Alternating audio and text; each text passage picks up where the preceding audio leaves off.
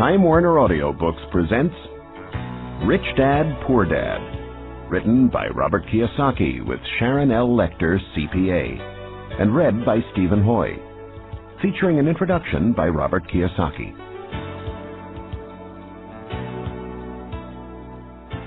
I had two fathers, a rich one and a poor one.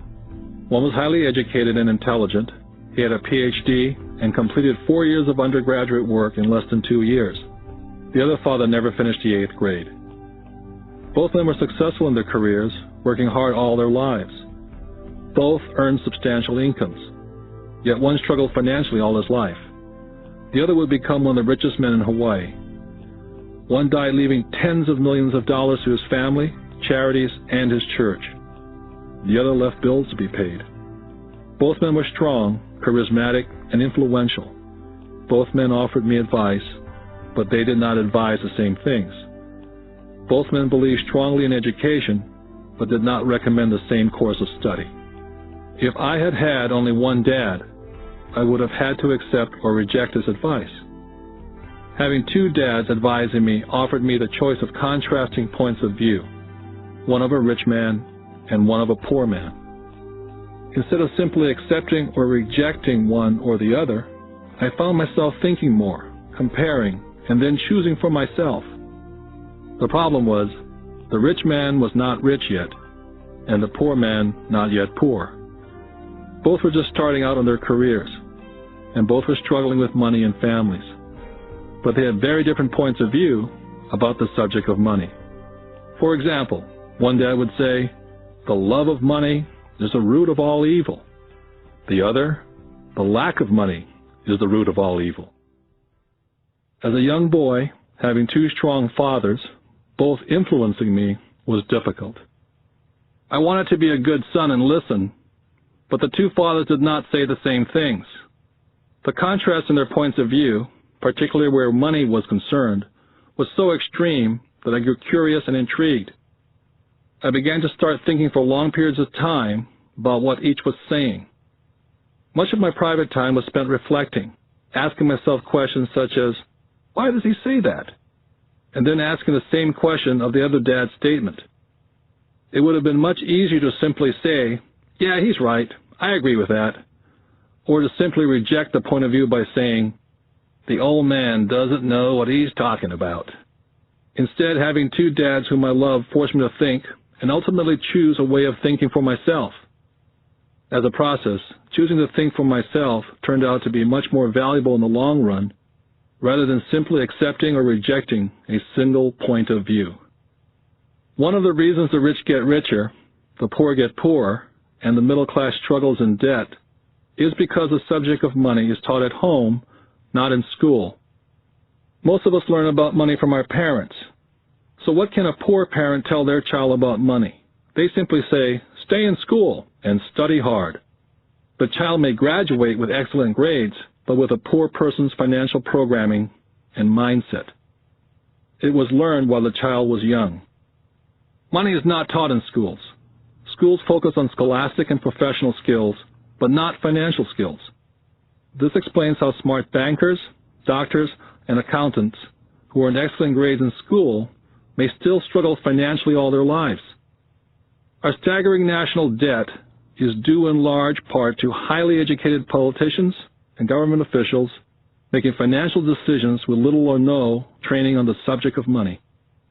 I often look ahead to the new millennium and wonder what will happen when we have millions of people who will need financial and medical assistance. They will be dependent upon their families or the government for financial support. What will happen when Medicare and Social Security run out of money? How will a nation survive if teaching children about money continues to be left to parents, most of whom will be, or already are, poor? Because I had two influential fathers, I learned from both of them. I had to think about each dad's advice, and in doing so, I gained valuable insight into the power and effect of one's thoughts on one's life. For example, one dad had a habit of saying, "I can't afford it." The other dad forbade those words to be used. He insisted I say, "How can I afford it?" One is a statement, and the other is a question. One lets you off the hook, and the other forces you to think. My soon-to-be-rich dad would explain that by automatically saying the words, "I can't afford it," your brain stops working. By asking the question, "How can I afford it?" your brain is put to work. He did not mean buy everything you wanted. He was fanatical about exercising your mind, the most powerful computer in the world. My brain gets stronger every day because I exercise it. The stronger it gets, the more money I can make. He believed that automatically saying, "I can't afford it," was a sign of mental laziness. Although both dads worked hard, I noticed that one dad had a habit of putting his brain to sleep when it came to money matters, and the other had a habit of exercising his brain. The long-term result was that one dad grew stronger financially and the other grew weaker. It is not much different from a person who goes to the gym to exercise on a regular basis versus someone who sits on the couch watching television. Proper physical exercise increases your chances for health, and proper mental exercise increases your chances for wealth. Laziness decreases both health and wealth. My two dads had opposing attitudes and thought. One dad thought that the rich should pay more in taxes and take care of those less fortunate. The other said, taxes punish those who produce and reward those who don't produce. One dad recommended, study hard so you can find a good company to work for. The other recommended, study hard so you can find a good company to buy. One dad said, the reason I'm not rich is because I have you kids. The other said, the reason I must be rich is because I have you kids. One dad encouraged talking about money and business at the dinner table. The other forbade the subject of money to be discussed over a meal. One said, when it comes to money, play it safe and don't take risks. The other said, learn to manage risk.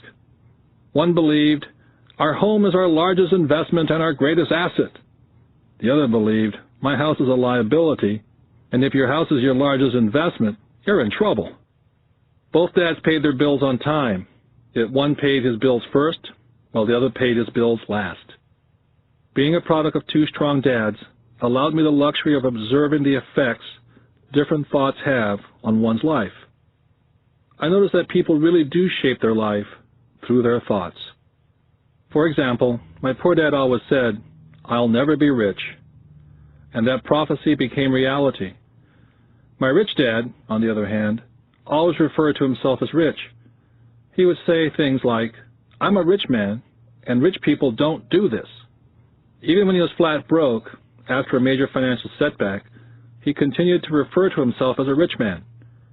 He would cover himself by saying, there's a difference between being poor and being broke. Broke is temporary, and poor is eternal. My poor dad would also say, I'm not interested in money, or money doesn't matter. My rich dad always said, money is power. The power of our thoughts may never be measured or appreciated, but it became obvious to me as a young boy to be aware of my thoughts and how I expressed myself. I noticed that my poor dad was poor not because of the amount of money he earned, which was significant, but because of his thoughts and his actions. As a young boy, having two fathers, I became acutely aware of being careful which thoughts I chose to adopt as my own. Whom should I listen to, my rich dad or my poor dad?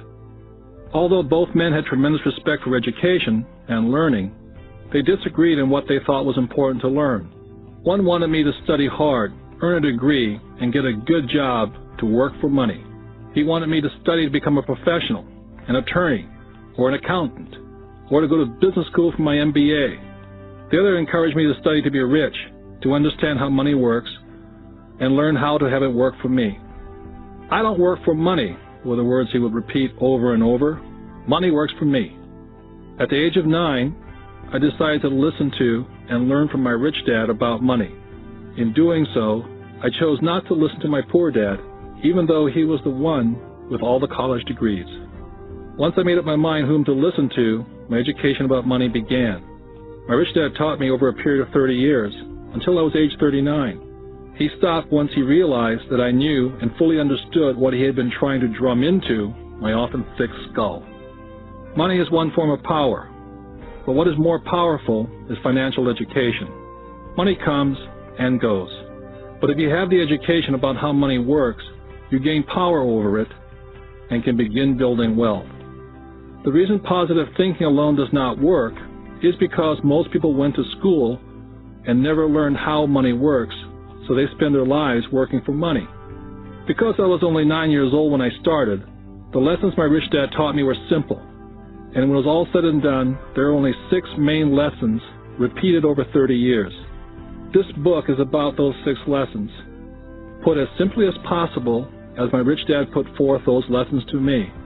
The lessons are not meant to be answers, but guideposts. Guideposts that will assist you and your children to grow wealthier, no matter what happens in a world of increasing change and uncertainty.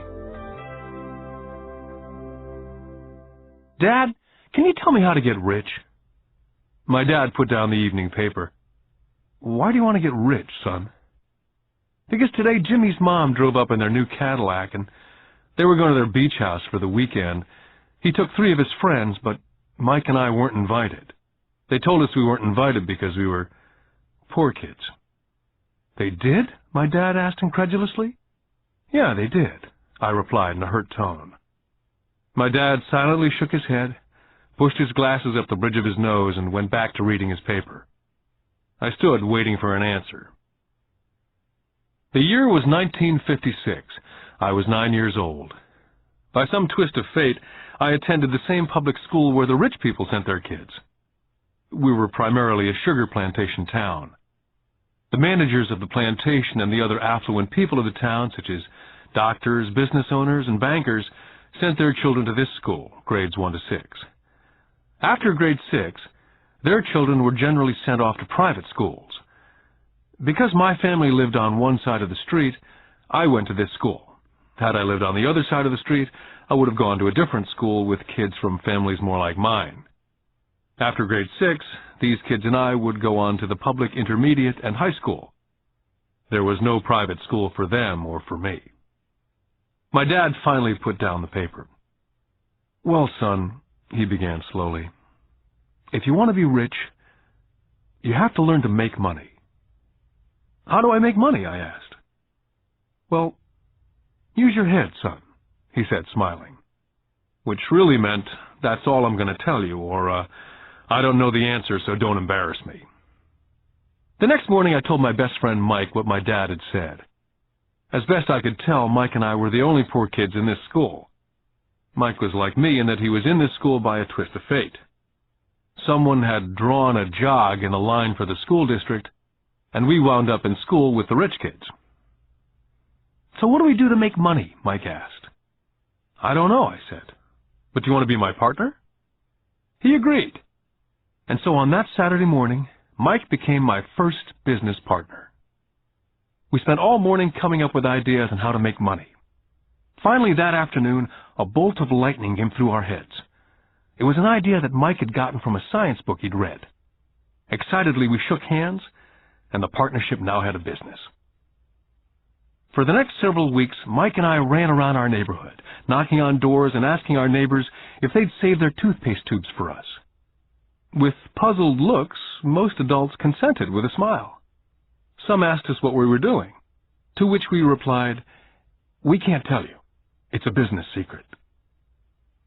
My mom grew distressed as the weeks wore on. We had selected a site next to her washing machine as the place we would stockpile our raw materials. In a brown cardboard box that one time held ketchup bottles, our little pile of used toothpaste tubes began to grow. One day my dad drove up to see 2 9-year-old boys in the driveway with a production line operating at full speed. Fine white powder everywhere. On a long table were small milk cartons from school, and our family's hibachi grill was glowing with red-hot coals at maximum heat. Dad walked up cautiously, having to park the car at the base of the driveway, since the production line blocked the carport. As he got closer, he saw a steel pot sitting on top of the coals, with the toothpaste tubes being melted down. In those days, toothpaste did not come in plastic tubes. The tubes were made of lead. So once the paint was burned off, the tubes were dropped in a small steel pot, melted until they became liquid, and with my mom's pot holders, we were pouring the lead through a small hole in the top of the milk cartons. The milk cartons were filled with plaster of Paris. The white powder everywhere was the plaster before we mixed it with water. The milk cartons were the outer containers for plaster of Paris molds.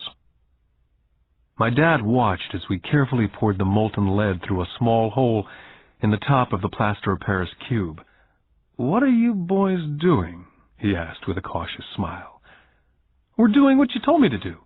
We're going to be rich," I said. "Yep," said Mike, grinning and nodding his head. "We're partners." "And what is in those plaster molds?" Dad asked. "Watch," I said. "This should be a good batch." With a small hammer, I tapped at the seal that divided the cube in half. Cautiously, I pulled up the top half of the plaster mold, and a lead nickel fell out. "Oh, my God," my dad said. "You're casting nickels out of lead." "That's right," Mike said. "We're making money." My dad smiled and shook his head. Along with a fire and a box of spent toothpaste tubes in front of him were two little boys covered with white dust and smiling from ear to ear. He asked us to put everything down and sit with him on the front step of our house. With a smile, he gently explained what the word counterfeiting meant. Our dreams were dashed. "You mean this is illegal?" asked Mike. "Yes, it is illegal," my dad said gently. "But you boys have shown great creativity and original thought. Keep going. I'm really proud of you." Disappointed, Mike and I sat in silence for about 20 minutes before we began cleaning up our mess. The business was over on opening day. Sweeping the powder up, I looked at Mike and said, "I guess Jimmy and his friends are right. We are poor." My father was just leaving as I said that. "Boys," he said, "you're only poor if you give up. The most important thing is that you did something. Most people only talk and dream of getting rich. You've done something. I'm very proud of the two of you. I will say it again. Keep going. Don't quit." Mike and I stood there in silence. They were nice words, but we still did not know what to do. "So how come you're not rich, Dad?" I asked. "Because I chose to be a school teacher. School teachers really don't think about being rich. We just like to teach. I wish I could help you, but I really don't know how to make money." Mike and I turned and continued our cleanup. "I know," said my dad. "If you boys want to learn how to be rich, don't ask me. Talk to your dad, Mike." "My dad?" asked Mike with a scrunched-up face. "Yeah, your dad," repeated my dad with a smile. "Your dad and I have the same banker, and he raves about your father. He's told me several times that your father is brilliant when it comes to making money. He seems to be building an empire, and I suspect in a few years he will be a very rich man." With that, Mike and I got excited again. With new vigor, we began cleaning up the mess caused by our now-defunct first business. As we were cleaning, we made plans on how and when to talk to Mike's dad. The problem was that Mike's dad worked long hours and often did not come home until late. His father owned warehouses, a construction company, a chain of stores, and 3 restaurants. It was the restaurants that kept him out late. Mike caught the bus home after we had finished cleaning up. He was going to talk to his dad when he got home that night and ask him if he would teach us how to become rich. Mike promised to call as soon as he talked to his dad, even if it was late. The phone rang at 8:30 p.m. Mike's dad had agreed to meet with Mike and me. At 7:30 Saturday morning, I caught the bus to the poor side of town.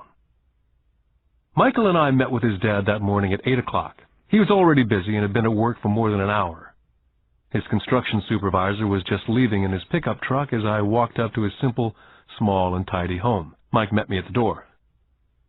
"Dad's on the phone, and he said to wait on the back porch," Mike said as he opened the door. The old wooden floor creaked as I stepped across the threshold of this aging house. There was a cheap mat just inside the door. That mat was there to hide the years of wear from countless footsteps that the floor had supported. Although clean, it needed to be replaced. I felt claustrophobic as I entered the narrow living room, which was filled with old, musty, overstuffed furniture that today would be collector's items. Sitting on the couch were 2 women, a little older than my mom. Across from the women sat a man in workman's clothes.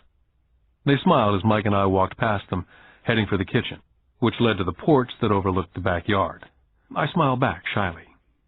"Who are those people?" I asked. Oh, they work for my dad. The older man runs his warehouses, and the women are the managers of the restaurants. And you saw the construction supervisor who's working on a road project about 50 miles from here. His other supervisor, who's building a tract of houses, had already left before you got here. Does this go on all the time, I asked. Not always, but quite often, said Mike, smiling as he pulled up a chair to sit down next to me. I asked him if he'd teach us to make money, Mike said. Oh? And what did he say to that? I asked with cautious curiosity. Well, he had a funny look on his face at first, and then he said he would make us an offer. Oh, I said, rocking my chair back against the wall. I sat there perched on two rear legs of the chair. Mike did the same thing. Suddenly, Mike's dad burst through the rickety screen door and onto the porch. Mike and I jumped to our feet, not out of respect, but because we were startled. Ready, boys? Mike's dad asked, as he pulled up a chair to sit down with us. We nodded our heads as we pulled our chairs away from the wall to sit in front of him. He was a big man, about 6 feet tall and 200 pounds. Mike says that you want to learn how to make money. Is that correct, Robert? I nodded my head quickly, but with a little intimidation. He had a lot of power behind his words and smile. Okay, here's my offer. I'll teach you, but I won't do it classroom style. You work for me, and I'll teach you. You don't work for me, I don't teach you. I can teach you faster if you work, and I'm wasting my time if you just want to sit and listen like you do in school. That's my offer. Take it or leave it. May I ask a question first, I asked. Nope, take it or leave it. I've got too much work to do to waste my time. If you can't make up your mind decisively, then you'll never learn to make money anyway. Take it, I said. Take it, said Mike. Good, said Mike's dad. Mrs. Martin will be by in 10 minutes. After I'm through with her, you ride with her to my superette, and you can begin working. I'll pay you 10 cents an hour, and you will work for 3 hours every Saturday. But I have a softball game today, I said. Mike's dad lowered his voice to a stern tone. Take it or leave it, he said.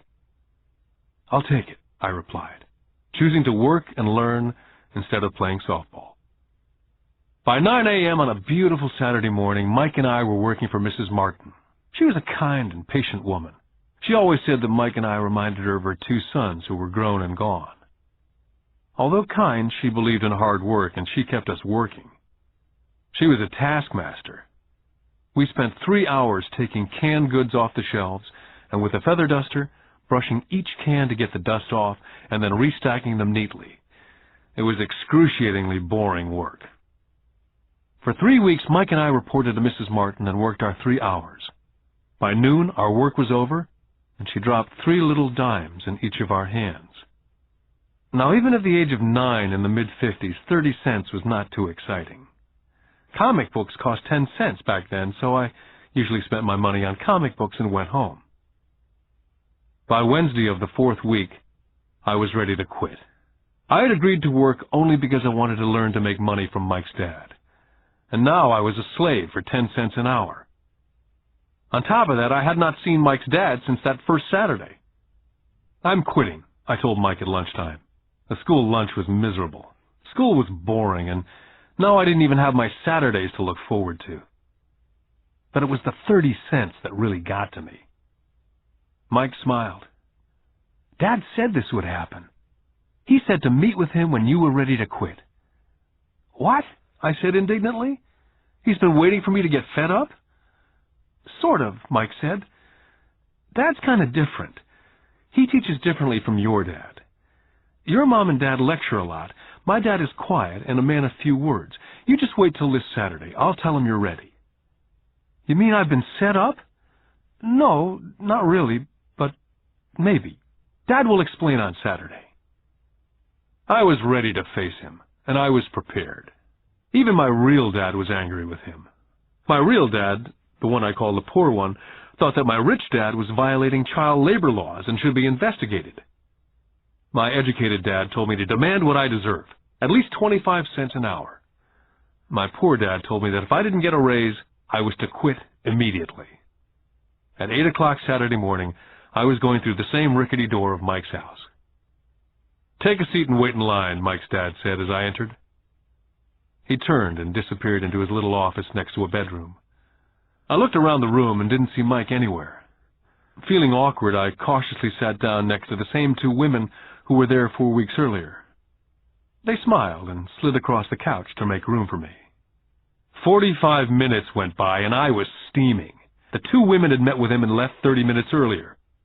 An older gentleman was in there for 20 minutes and was also gone. The house was empty, and I sat out in his musty, dark living room on a beautiful, sunny Hawaiian day, waiting to talk to a cheapskate who exploited children. I could hear him rustling around in the office, talking on the phone and ignoring me. I was now ready to walk out, but for some reason I stayed. Finally, 15 minutes later, at exactly 9 o'clock, Rich Dad walked out of his office, said nothing, and signaled with his hand for me to enter his dingy office. "I understand you want a raise or you're going to quit," Rich Dad said as he swiveled in his office chair. "Well, you're not keeping your end of the bargain," I blurted out, nearly in tears. It was really frightening for a 9-year-old boy to confront a grown-up. "You said that you'd teach me if I worked for you." "Well, I've worked for you. I've worked hard. I've given up my baseball games to work for you, and you don't keep your word. You haven't taught me anything. You're a crook like everyone in town thinks you are. You're greedy. You want all the money and don't take care of your employees.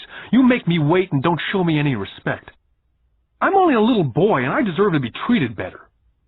Rich Dad rocked back in his swivel chair, hands up to his chin, somewhat staring at me. "Not bad," he said. "In less than a month you sound like most of my employees." "What?" I asked. Not understanding what he was saying, I continued with my grievance.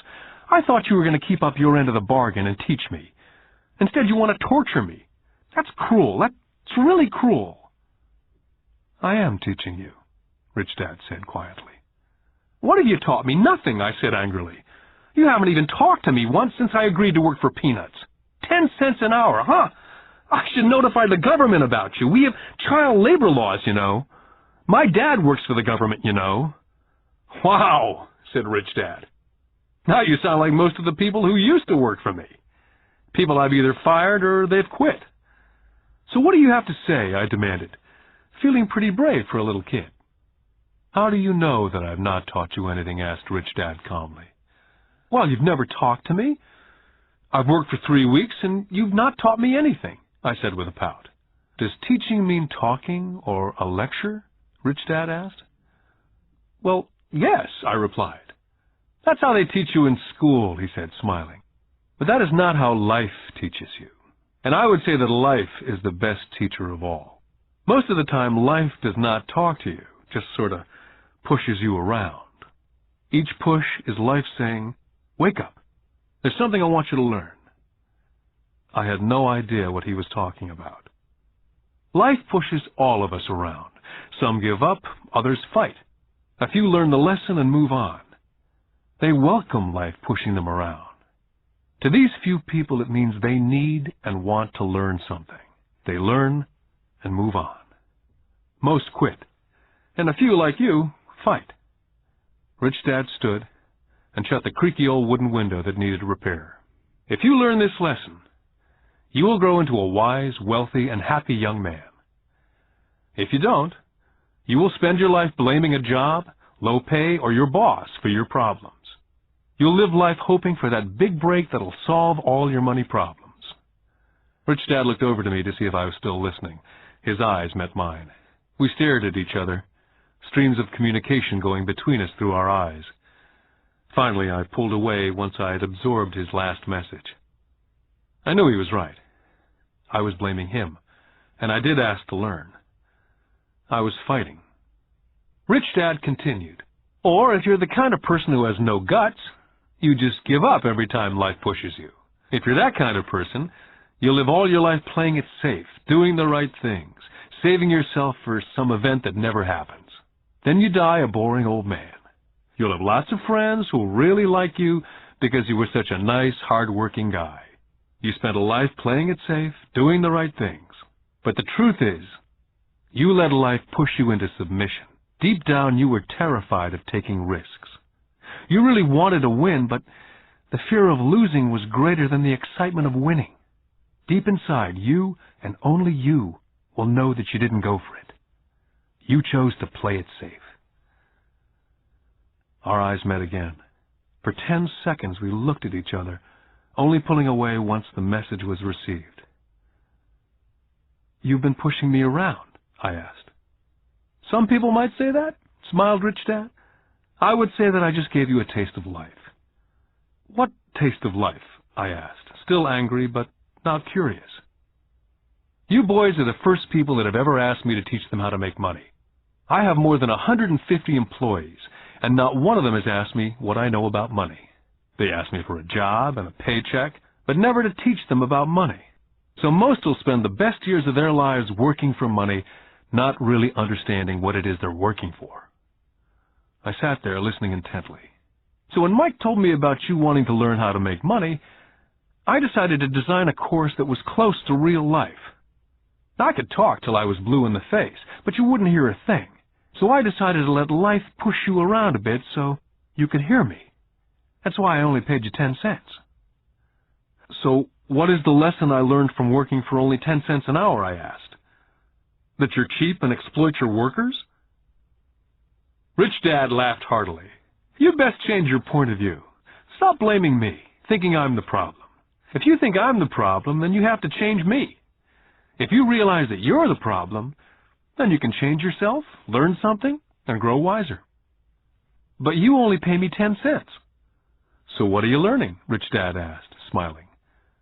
"That you're cheap," I said with a sly grin. "See, you think I'm the problem," said Rich Dad. "But you are. Well, keep that attitude and you learn nothing. Keep the attitude that I'm the problem, and what choices do you have?" "Well, if you don't pay me more or show me more respect and teach me, I'll quit." "Well put," Rich Dad said. And that's exactly what most people do. They quit and go looking for another job, better opportunity, and higher pay, actually thinking that a new job or more pay will solve the problem. In most cases, it won't. "So what will solve the problem?" I asked.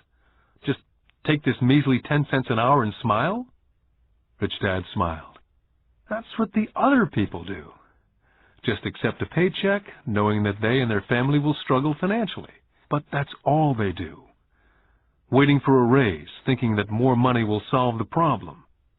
Most just accept it, and some take a second job working harder, but again accepting a small paycheck." I sat staring at the floor, beginning to understand the lesson Rich Dad was presenting. I could sense it was a taste of life. Finally, I looked up and repeated the question. "So what will solve the problem?" "This," he said, tapping me gently on the head. "This stuff between your ears." It was at that moment that Rich Dad shared the pivotal point of view that separated him from his employees and my poor dad, and led him to eventually become one of the richest men in Hawaii, while my highly educated but poor dad struggled financially all his life. It was a singular point of view that made all the difference over a lifetime. Rich Dad said over and over this point of view, which I call lesson number 1. The rich don't work for money. On that bright Saturday morning, I was learning a completely different point of view from what I'd been taught by my poor dad. At the age of 9, I grew aware that both dads wanted me to learn. Both dads encouraged me to study, but not the same things. My highly educated dad recommended that I do what he did. "Son, I want you to study hard, get good grades, so you can find a safe, secure job with a big company, and make sure it has excellent benefits." My rich dad wanted me to learn how money works, so I could make it work for me. These lessons I would learn through life with his guidance, not because of a classroom. My rich dad continued my first lesson. "I'm glad you get angry about working for 10 cents an hour. If you'd not gotten angry, and had gladly accepted it, I would have to tell you that I could not teach you. You see, true learning takes energy, passion, a burning desire. Anger is a big part of that formula, for passion is anger and love combined. When it comes to money, most people want to play it safe and feel secure, so passion does not direct them, fear does." "So is that why they'll take a job with low pay?" I asked. "Yes," said Rich Dad. "Some people say I exploit people because they don't pay as much as the sugar plantation or the government. I say people exploit themselves. It's their fear, not mine. But don't you feel you should pay them more? I asked. I don't have to. And besides, more money will not solve the problem. Just look at your dad. He makes a lot of money and he still can't pay his bills.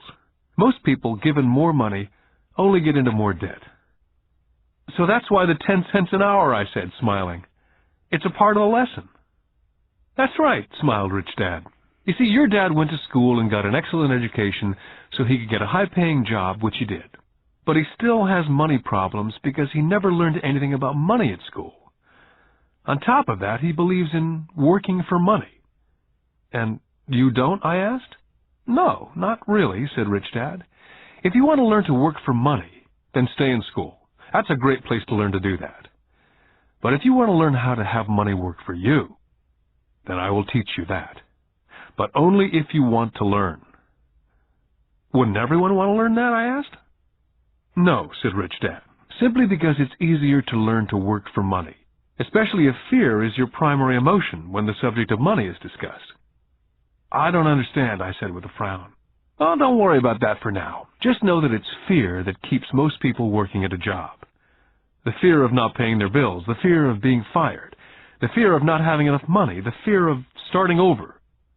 That's the price of studying to learn a profession or trade and then working for money. Most people become a slave to money and then get angry at their boss.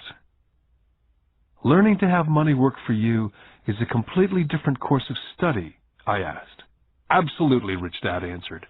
Absolutely. We sat in silence. My friends would have been just starting their Little League baseball game. But for some reason I was now thankful I'd decided to work for 10 cents an hour. I sensed that I was about to learn something my friends would not learn in school. Ready to learn? Asked Rich Dad. Absolutely, I said with a grin. I've kept my promise. I've been teaching you from afar, my Rich Dad said. At 9 years old, you've gotten a taste of what it feels like to work for money. Just multiply your last month by 50 years, and you'll have an idea of what most people spend their life doing. I don't understand, I said. How did you feel waiting in line to see me? Once to get hired and once to ask for more money. Terrible, I said. If you choose to work for money, that is what life is like for many people, said Rich Dad. And how did you feel when Mrs. Martin dropped 3 dimes in your hand for 3 hours' work? I felt like it wasn't enough. It seemed like nothing. I was disappointed, I said. And that is how most employees feel when they look at their paychecks, especially after all the tax and other deductions are taken out. At least you got 100%. You mean most workers don't get paid everything? I asked with amazement. Heavens, no, said Rich Dad. The government always takes its share first. How do they do that? I asked. Taxes, said Rich Dad. You're taxed when you earn, you're taxed when you spend, you're taxed when you save, you're taxed when you die. Why do people let the government do that to them? The rich don't, said Rich Dad with a smile. The poor and the middle class do. I'll bet you that I earn more than your dad, yet he pays more in taxes. How can that be? I asked. As a 9-year-old boy, that made no sense to me. Why would someone let the government do that to them? Rich Dad sat there in silence. I guess he wanted me to listen instead of jabber away at the mouth. Finally, I calmed down. I did not like what I had heard. I knew my dad complained constantly about paying so much in taxes, but really did nothing about it. Was that life pushing him around? Rich Dad rocked slowly and silently in his chair, just looking at me. Ready to learn? He asked. I nodded my head slowly. Learning how to have money work for you is a lifetime study. Most people go to college for 4 years and their education ends. I already know that my study of money will continue over a lifetime simply because the more I find out, the more I find out I need to know. Most people never study the subject. They go to work, get their paycheck, balance their checkbooks, and that's it. On top of that, they wonder why they have money problems. Then they think that more money will solve the problem. Few realize that it's their lack of financial education that is the problem. So, my dad has tax problems because he doesn't understand money? I asked, confused. Look, said Rich Dad, taxes are just one small section on learning how to have money work for you. Today, I just wanted to find out if you still have the passion to learn about money. Most people don't.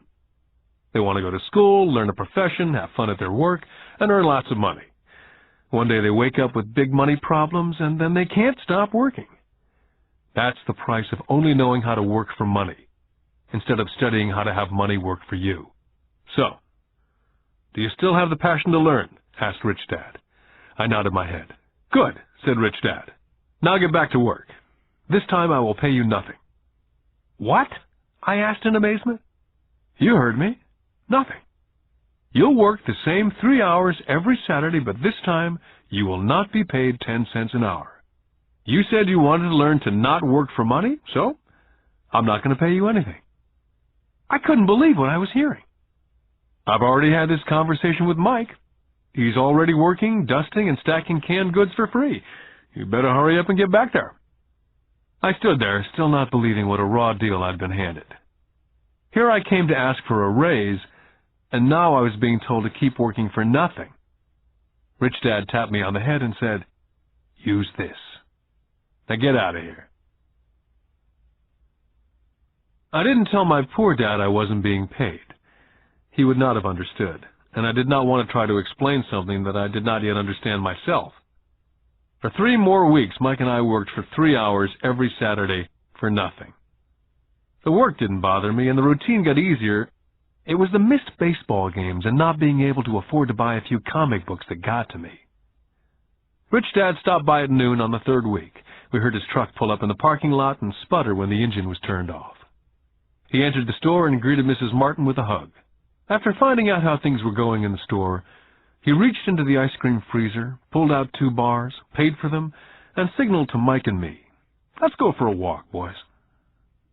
We crossed the street, dodging a few cars, and walked across a large grassy field where a few adults were playing softball. Sitting down at a remote picnic table, he handed Mike and me the ice cream bars. "How's it going, boys?" "Okay," Mike said. I nodded in agreement. "Learn anything yet?" Rich Dad asked. Mike and I looked at each other, shrugged our shoulders, and shook our heads in unison. "Well, you boys had better start thinking. You're staring at one of life's biggest lessons. If you learn the lesson, you'll enjoy a life of great freedom and security. If you don't learn the lesson, you'll wind up like Mrs. Martin and most of the people playing softball in this park. They work very hard for a little money, clinging to the illusion of job security, looking forward to a 3-week vacation each year and a skimpy pension after 45 years of work. Now, if that excites you, I'll give you a raise to 25 cents an hour." "But these are good, hard-working people. Are you making fun of them?" I demanded. A smile came over Rich Dad's face. "Mrs. Martin's like a mother to me, and I would never be that cruel. I may sound cruel because I'm doing my best to point something out to the 2 of you. I want to expand your point of view so you can see something most people never have the benefit of seeing because their vision is too narrow. Most people never see the trap they're in." Mike and I sat there uncertain of his message. He sounded cruel, yet we could sense he was desperately wanting us to know something. With a smile, Rich Dad said, "Doesn't that 25 cents an hour sound good? Doesn't that make your heart beat a little faster?" I shook my head no, but it really did. 25 cents an hour would be big bucks to me. "Okay, I'll pay you $1 an hour," Rich Dad said with a sly grin. Now my heart was beginning to race. My brain was screaming, "Take it, take it." I could not believe what I was hearing. Still, I said nothing. "Okay, $2 an hour." My little 9-year-old brain and heart nearly exploded. After all, it was 1956, and being paid $2 an hour would have made me the richest kid in the world. I couldn't imagine earning that kind of money. I wanted to say yes, but somehow my mouth stayed silent. Maybe my brain had overheated and blown a fuse, but deep down I badly wanted that $2 an hour. The ice cream had melted and was running down my hand. Rich Dad was looking at 2 boys staring back at him, eyes wide open and brains empty. He knew that he was testing us, and he knew there was part of our emotions that wanted to take the deal. "Okay," he said, $5 an hour. Suddenly there was a silence from inside me. Something had changed. The offer was too big, and had gotten ridiculous. Not too many grown-ups in 1956 made more than $5 an hour. The temptation disappeared and a calm set in. Slowly I turned to my left to look at Mike. He looked back at me. The part of my soul that was weak and needy was silenced. The part of me that had no price took over. There was a calm and a certainty about money that entered my brain and my soul. I knew Mike had gotten to that point also. "Good," Rich Dad said softly. "Most people have a price. And they have a price because of human emotions named fear and greed. First, the fear of being without money motivates us to work hard. And then once we get that paycheck, greed or desire starts us thinking about all the wonderful things money can buy. The pattern is then set." "What pattern?" I asked. "The pattern of get up, go to work, pay bills, get up, go to work, pay bills." Their lives are then run forever by two emotions, fear and greed. Offer them more money, and they continue the cycle by also increasing their spending. This is what I call the rat race. "There is another way?" Mike asked. "Yes," said Rich Dad slowly, "but only a few people find it." "And what is that way?" Mike asked. "That's what I hope you boys will find out as you work and study with me. That is why I took away all forms of pay." "Any hints?" Mike asked. "We're kind of tired of working hard, especially for nothing."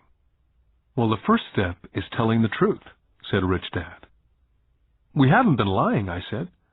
"I did not say you were lying. I said to tell the truth," Rich Dad came back. "The truth about what?" I asked. "How you're feeling," Rich Dad said. "You don't have to say it to anyone else, just yourself." "You mean the people in this park, the people who work for you, Mrs. Martin, they don't do that?" I asked. "I doubt it," Rich Dad said. "Instead, they feel the fear of not having money. Instead of confronting the fear, they react instead of think. They react emotionally instead of using their heads," Rich Dad said, tapping us on our heads. "Then they get a few bucks in their hands, and again the emotion of joy and desire and greed take over. And again they react instead of think." "So their emotions do their thinking," Mike said. "That's correct," said Rich Dad. "Money is running their lives, and they refuse to tell the truth about that. Money is in control of their emotions, and hence their souls." Rich Dad sat quietly, letting his words sink in. Realizing we had absorbed as much as possible of what he was talking about, Rich Dad said, "I want you boys to avoid that trap. That is really what I want to teach you. Not just to be rich, because being rich does not solve the problem." "It doesn't?" I asked, surprised. "No, it doesn't. Let me finish with the other emotion, which is desire. Some call it greed, but I prefer desire. It's perfectly normal to desire something better, prettier, more fun or exciting. So people also work for money because of desire. They desire money for the joy they think it can buy. But the joy that money brings is often short-lived, and they soon need more money for more joy, more pleasure, more comfort, more security. So they keep working, thinking money will soothe their souls that are troubled by fear and desire. But money cannot do that. Even for rich people?" Mike asked. "Rich people included," said Rich Dad. "In fact, the reason many rich people are rich is not because of desire, but because of fear. They actually think that money can eliminate that fear of not having money, of being poor. So they amass tons of it only to find out that the fear gets worse. They now fear losing it. I have friends who keep on working even though they have plenty. I know people who have millions who are more afraid now than when they were poor. They're terrified of losing all their money. I want to teach you to master the power of money, not be afraid of it. And they don't teach that in school. If you don't learn it, you can become a slave to money." It was finally making sense. He did want us to widen our views, to see what Mrs. Martin could not see, his employees could not see, or my dad for that matter. He used examples that sounded cruel at the time, but I've never forgotten them. My vision widened that day, and I could begin to see the trap that lay ahead for most people. You see, we're all employees, ultimately. We just work at different levels, said Rich Dad. I just want you boys to have a chance to avoid the trap. The trap caused by those two emotions, fear and desire. Use them in your favor, not against you. That's what I want to teach you. I'm not interested in just teaching you to make a pile of money. That won't handle the fear or desire. If you don't first handle fear and desire and you get rich, you'll only be a high-paid slave. So how do we avoid the trap, I asked. The main cause of poverty or financial struggle is fear and ignorance, not the economy or the government or the rich. It's self-inflicted fear and ignorance that keeps people trapped. So you boys go to school and get your college degrees. I'll teach you how to stay out of the trap. The pieces of the puzzle were appearing. My highly educated dad had a great education and a great career, but school never told him how to handle money or his fears. It became clear that I could learn different and important things from two fathers. So you've been talking about the fear of not having money. How does the desire of money affect our thinking? Mike asked. How did you feel when I tempted you with a pay raise? Did you notice your desires rising? We nodded our heads. By not giving into your emotions, you were able to delay your reactions and think. That's most important. We will always have emotions of fear and greed. From here on in, it's most important for you to use those emotions to your advantage and for the long term, and not simply let your emotions run you by controlling your thinking. Most people use fear and greed against themselves. That's the start of ignorance. Most people live their lives chasing paychecks, pay raises, and job security because of the emotions of desire and fear, not really questioning where those emotion-driven thoughts are leading them. It's just like the picture of a donkey dragging a cart with its owner dangling a carrot just in front of the donkey's nose. The donkey's owner may be going where he wants to go, but the donkey is chasing an illusion. Tomorrow there will only be another carrot for the donkey. You mean the moment I began to picture a new baseball glove, candy or toys that's like a carrot to a donkey, Mike asked? Yeah. And as you get older, your toys get more expensive. New car, boat, and a big house to impress your friends, said Rich Dad with a smile. Fear pushes you out the door, and desire calls to you, enticing you toward the rocks. That's the trap. So what's the answer? Mike asked. What intensifies fear and desire is ignorance. That's why rich people with lots of money often have more fear the richer they get. Money is the carrot, the illusion. Rich Dad went on to explain that a human's life is a struggle between ignorance and illumination. He explained that once a person stops searching for information and knowledge of oneself, ignorance sets in. That struggle is a moment-to-moment decision to learn to open or close one's mind. Look, school is very, very important. You go to school to learn a skill or a profession so as to be a contributing member of society. Every culture needs teachers, doctors, mechanics, artists, cooks, business people, police officers, firefighters, soldiers.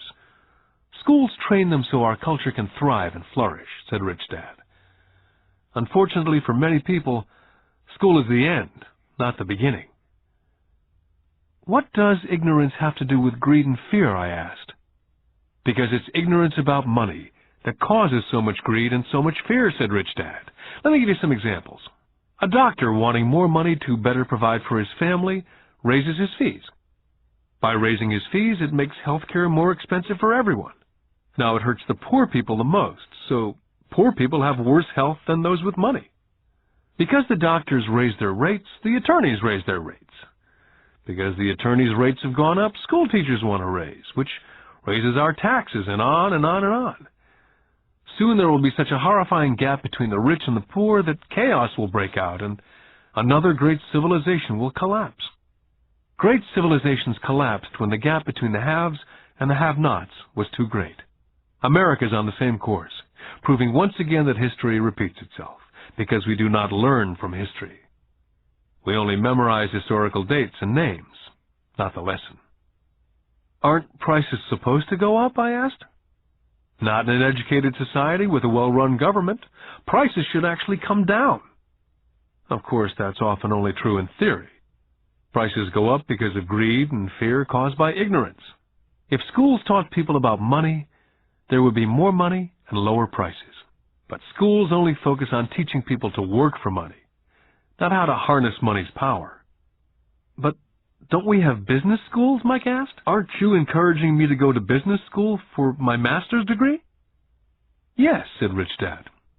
But all too often business schools train employees who are sophisticated bean counters. Heaven forbid a bean counter takes over a business. All they do is look at the numbers, fire people, and kill the business. I know because I hire bean counters.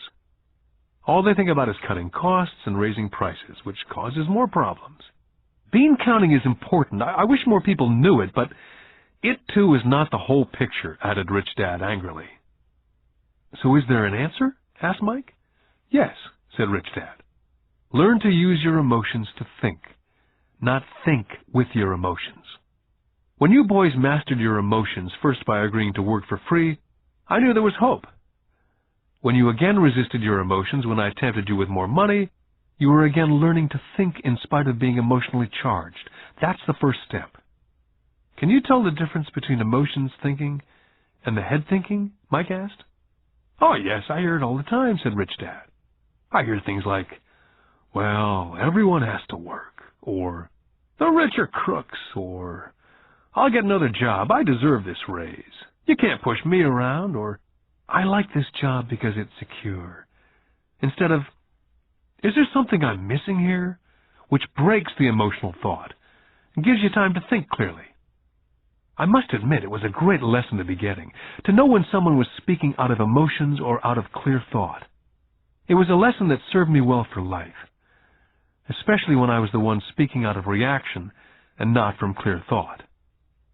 As we headed back to the store, Rich Dad explained that the rich really did make money. They did not work for it. He went on to explain that when Mike and I were casting 5-cent pieces out of lead, thinking we were making money, we were very close to thinking the way rich people think. The problem was that it was illegal for us to do it. Rich Dad went on to explain that the rich know that money is an illusion, truly like the carrot for the donkey. It's only out of fear and greed that the illusion of money is held together by billions of people thinking that money is real. Money is really made up. It was only because of the illusion of confidence and the ignorance of the masses that the house of cards stood standing. In fact, he said, in many ways the donkey's carrot was more valuable than money. As he climbed into his pickup truck outside of his little convenience store, he said, "Keep working, boys. But the sooner you forget about needing a paycheck, the easier your adult life will be. Keep using your brain. Work for free. And soon your mind will show you ways of making money far beyond what I could ever pay you. You'll begin to see opportunities right in front of you that in the past would have gone unnoticed." Mike and I picked up our things from the store and waved goodbye to Mrs. Martin. We went back to the park, to the same picnic bench, and spent several more hours thinking and talking. We spent the next week at school thinking and talking. For 2 more weeks, we kept thinking and talking and working for free. At the end of the second Saturday, I was again saying goodbye to Mrs. Martin and looking at the comic book stand with a longing gaze. The hard thing about not even getting 30 cents every Saturday was that I didn't have any money to buy comic books. Suddenly, as Mrs. Martin was saying goodbye to Mike and me, I saw something she was doing that I'd never seen her do before. I mean, I'd seen her do it, but I never took notice of it. Mrs. Martin was cutting the front page of the comic book in half. She was keeping the top half of the comic book cover and throwing the rest of the comic book into a large brown cardboard box. When I asked her what she did with the comic books, she said, "I throw them away. I give the top half of the cover back to the comic book distributor for credit when he brings in the new comics. He's coming in an hour." Mike and I waited for an hour. Soon the distributor arrived, and I asked him if we could have the comic books, to which he replied, "You can have them if you work for this store and do not resell them." Our partnership was revived. Mike's mom had a spare room in the basement that no one used. We cleaned it out and began piling hundreds of comic books in that room. Soon our comic book library was open to the public. We hired Mike's younger sister, who loved to study, to be head librarian. She charged each child 10 cents admission to the library, which was open from 2:30 to 4:30 p.m. every day after school. The customers, the children of the neighborhood, could read as many comics as they could in 2 hours. It was a bargain for them, since a comic cost 10 cents each, and they could read 5 or 6 in 2 hours. Mike's sister would check the kids as they left to make sure they weren't borrowing any comic books. She also kept the books, logging in how many kids showed up each day, who they were, and any comments they might have.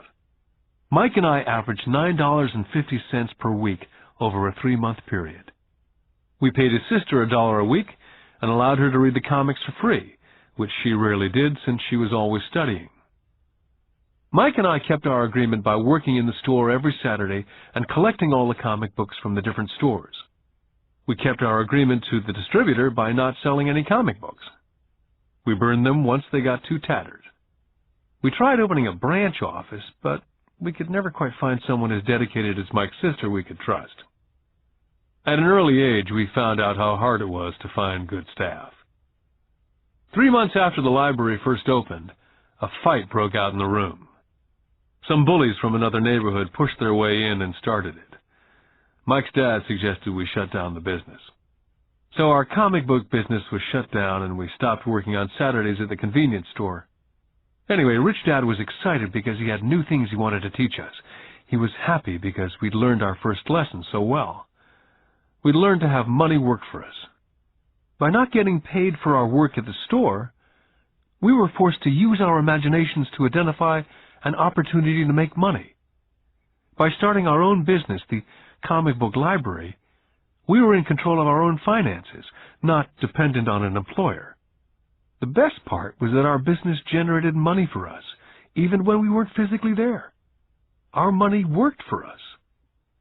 Instead of paying us money, Rich Dad had given us so much more. Lesson 2. Why Teach Financial Literacy? In 1990, my best friend Mike took over his father's empire and is in fact doing a better job than his dad did.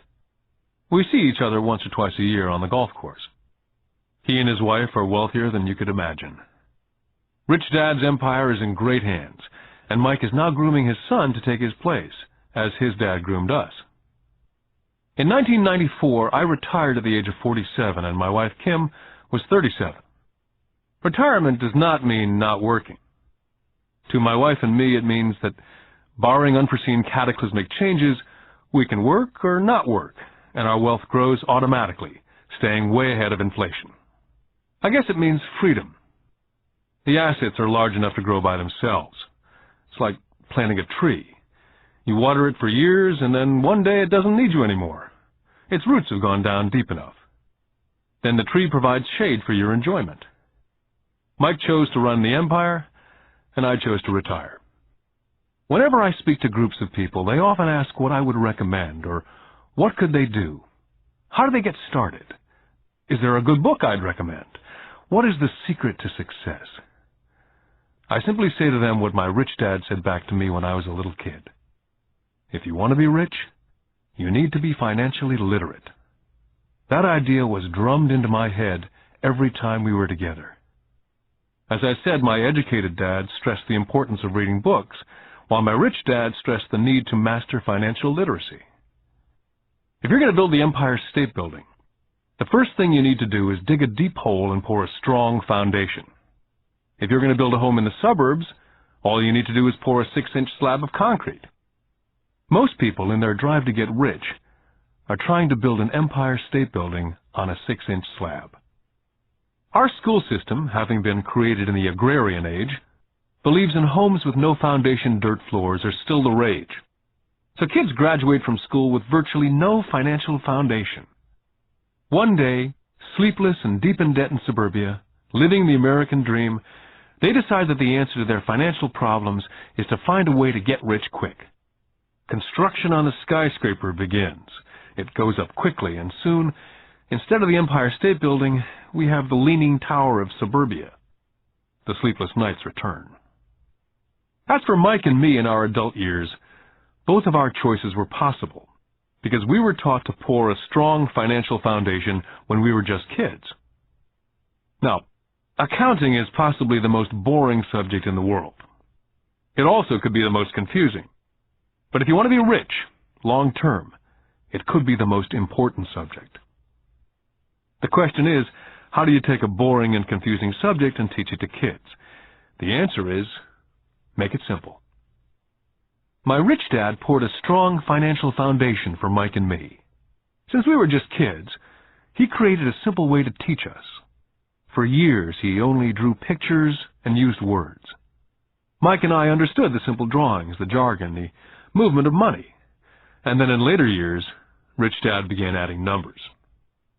Most importantly, you must know the difference between an asset and a liability, and buy assets.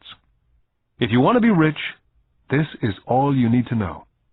It is rule number 1. It is the only rule. This may sound absurdly simple, but most people have no idea how profound this rule is. Most people struggle financially because they do not know the difference between an asset and a liability. Rich people acquire assets. The poor and middle class acquire liabilities, but they think they are assets. When Rich Dad explained this to Mike and me, we thought he was kidding. Here we were nearly teenagers and waiting for the secret to get rich, and this was his answer. It was so simple that we had to stop for a long time to think about it. If it's that simple, how come everyone's not rich? I asked. Rich Dad smiled, because people do not know the difference between an asset and a liability. I remember asking, how could adults be so silly? If it's that simple, if it's that important, why would everyone not want to find out? It took our Rich Dad only a few minutes to explain what assets and liabilities were. To teach preteen boys, Rich Dad kept everything simple, using as many pictures as possible, as few words as possible, and no numbers for years. My Rich Dad simply drew a vertical box with a line through the middle. The top half was for income, and the bottom half was for expenses. Then beneath that box, he drew another box horizontally, which he divided into a left half for assets and a right half for liabilities. The income statement, often called a profit and loss statement, measures income and expenses, money in or money out. The second set of boxes is the balance sheet. It's called that because it's supposed to balance assets against liabilities. That relationship is vital to understand. The primary cause of financial struggle is simply not knowing the difference between an asset and a liability. The cause of the confusion is found in the definition of the two words. If you want a lesson in confusion, simply look up the words asset and liability in the dictionary. So my Rich Dad simply told two young boys the following. An asset is something that puts money in my pocket. A liability is something that takes money out of my pocket. This is really all you need to know. If you want to be rich, simply spend your life buying assets. If you want to be poor or middle class, spend your life buying liabilities. It's not knowing the difference that causes most of the financial struggle in the real world. My Rich Dad then drew 3 arrows on his diagram. He explained, the arrow represents the flow of cash, or cash flow. In 80% of most families, the financial story is a story of working hard in an effort to get ahead. It's not because they don't make money, but because they spend their lives buying liabilities instead of assets. The first arrow showed the cash flow pattern of a poor person or a young person still at home. The arrow goes into the income box from a job or salary. It then continues into the expense box. Expenses include taxes, rent, and everyday living expenses. It flows out the expense box and is gone. The second arrow Rich Dad drew represented the cash flow pattern of a middle-class person. The arrow flows from a job into the income box. It then flows into the liabilities box. Most middle-class people acquire many liabilities, such as a mortgage, a car loan, and credit card debt. From the liabilities box, it flows to the expense box, where the monthly payments are made for the liabilities as well as taxes and living expenses. From there, it flows out the expense box and is gone. The third arrow is a pattern of a wealthy person. This arrow simply flows from the asset box into the income box.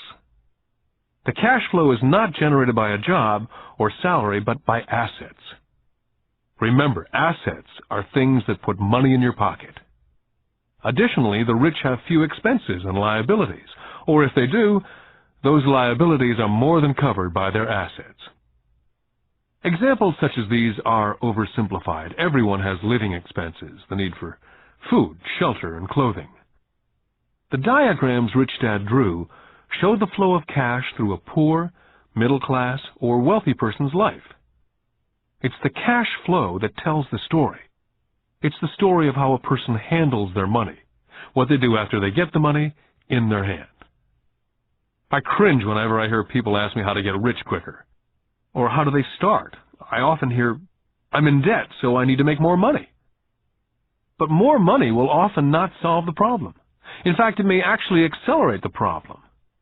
Money often makes obvious our tragic human flaws. Money often puts a spotlight on what we do not know. That's why, all too often, a person who comes into a sudden windfall of cash, let's say an inheritance, a pay raise, or lottery winnings, soon returns to the same financial mess, if not worse than the mess they were in before they received the money.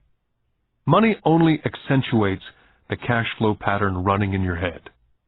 If your pattern is to spend everything you get, most likely an increase in cash will just result in an increase in spending. Thus the saying, a fool and his money is one big party.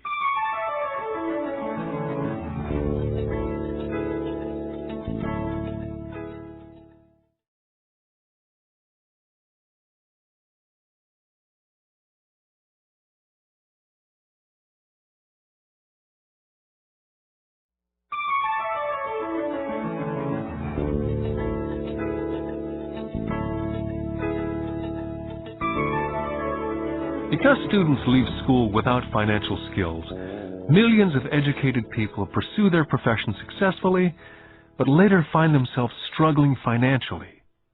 They work harder but don't get ahead. What's missing from their education is not how to make money, but how to spend money. What to do after you make it. It's called financial aptitude.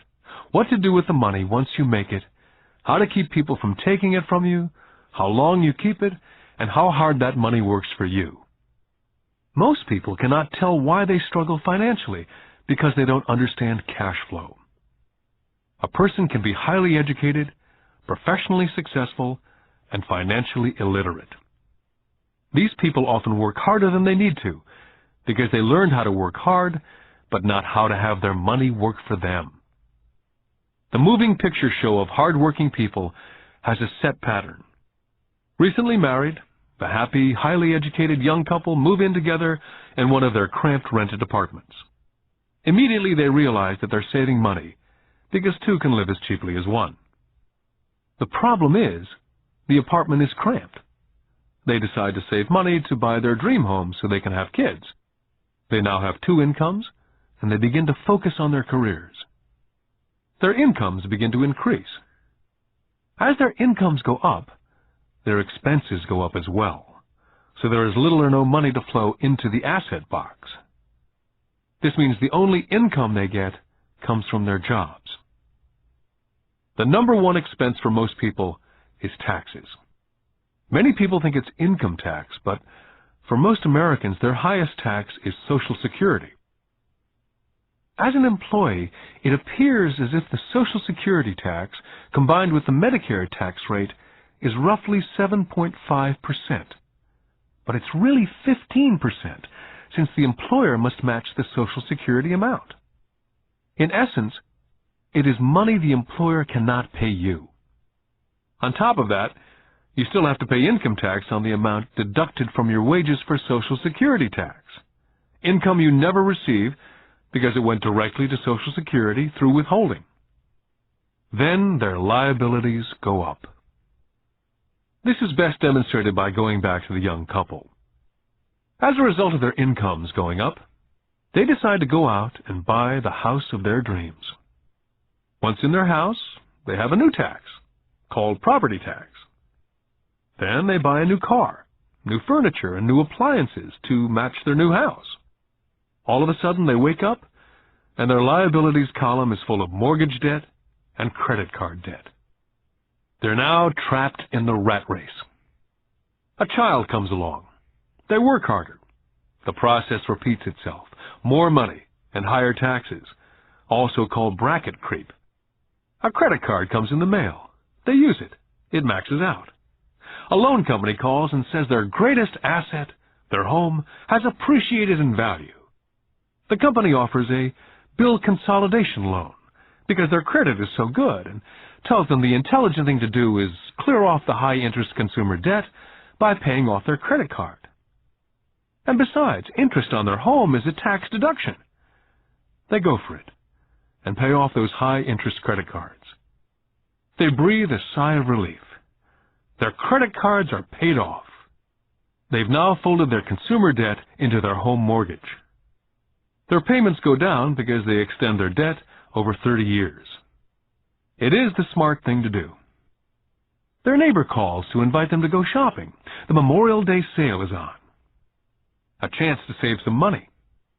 They say to themselves, I won't buy anything, I'll just go look. But just in case they find something, they tuck that clean credit card inside their wallet. I run into this young couple all the time. Their names change, but their financial dilemma is the same. They come to one of my talks to hear what I have to say. They ask me, can you tell us how to make more money? Their spending habits have caused them to seek more income. They don't even know that the trouble is really how they choose to spend the money they do have. And that is the real cause of their financial struggle. It's caused by financial illiteracy and not understanding the difference between an asset and a liability. More money seldom solves someone's money problems. Intelligence solves problems. There's a saying a friend of mine says over and over to people in debt. If you find yourself in a hole, stop digging. The poor and middle class all too often allow the power of money to control them. By simply getting up and working harder, failing to ask themselves if what they do makes sense, they shoot themselves in the foot as they leave for work every morning. By not fully understanding money, the vast majority of people allow the awesome power of money to control them. The power of money is used against them.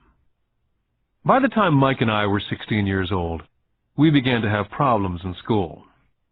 We were not bad kids. We just began to separate from the crowd. We worked for Mike's dad after school and on the weekends.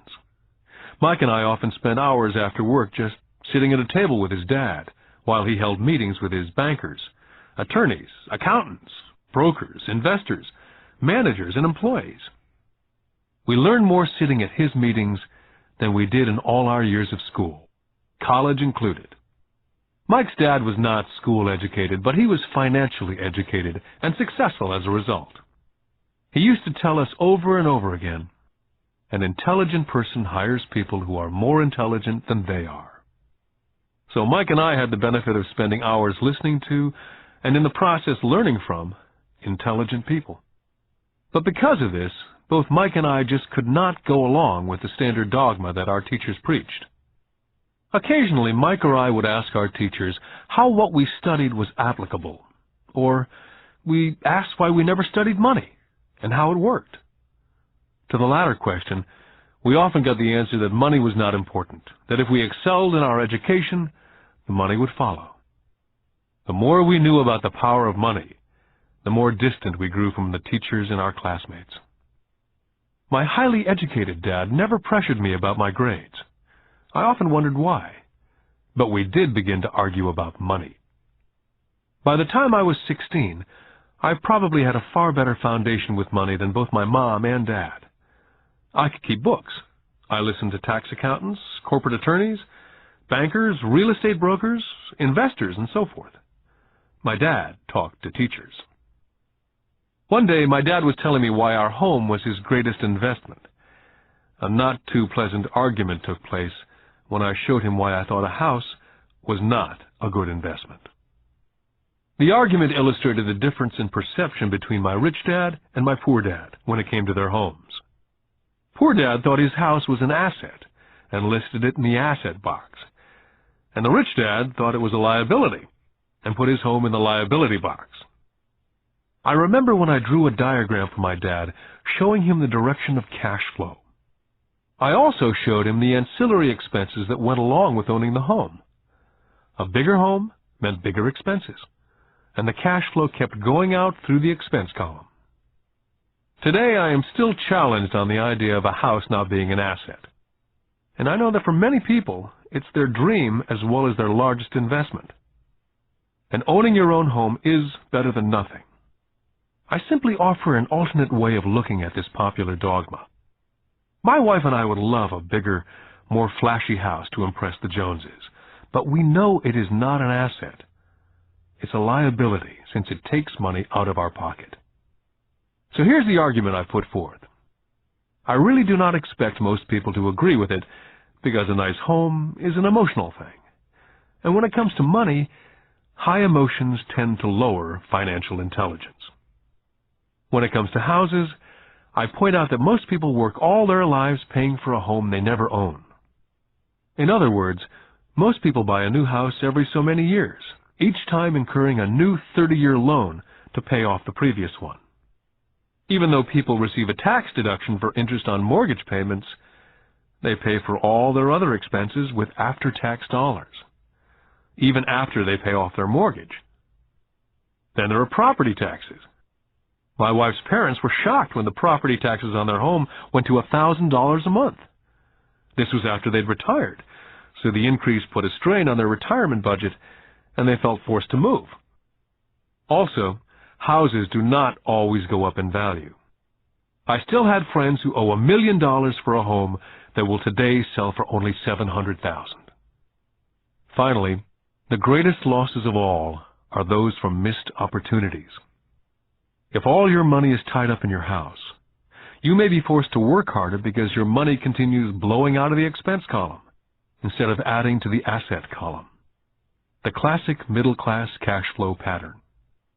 If a young couple would put more money into their asset column early on, their later years would get easier, especially as they prepared to send their children to college.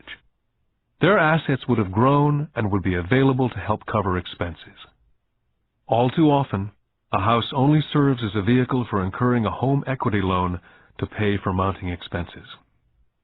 In summary, the end result in making a decision to own a house that is too expensive in lieu of starting an investment portfolio early on impacts an individual in at least the following 3 ways. Number 1, loss of time, during which other assets could have grown in value. Number 2, loss of additional capital, which could have been invested instead of paying for high maintenance expenses related directly to the home. Number 3, loss of education. Too often people count their house, savings, and retirement plan as all they have in their asset column. Because they have no money to invest, they simply do not invest. This costs them investment experience. Most never become what the investment world calls a sophisticated investor. And the best investments are usually first sold to sophisticated investors, who then turn around and sell them to the people playing it safe. My educated dad's personal financial statement best demonstrates the life of someone in the rat race. His expenses seem to always keep up with his income, never allowing him to invest in assets. As a result, his liabilities, such as his mortgage and credit card debts, are larger than his assets.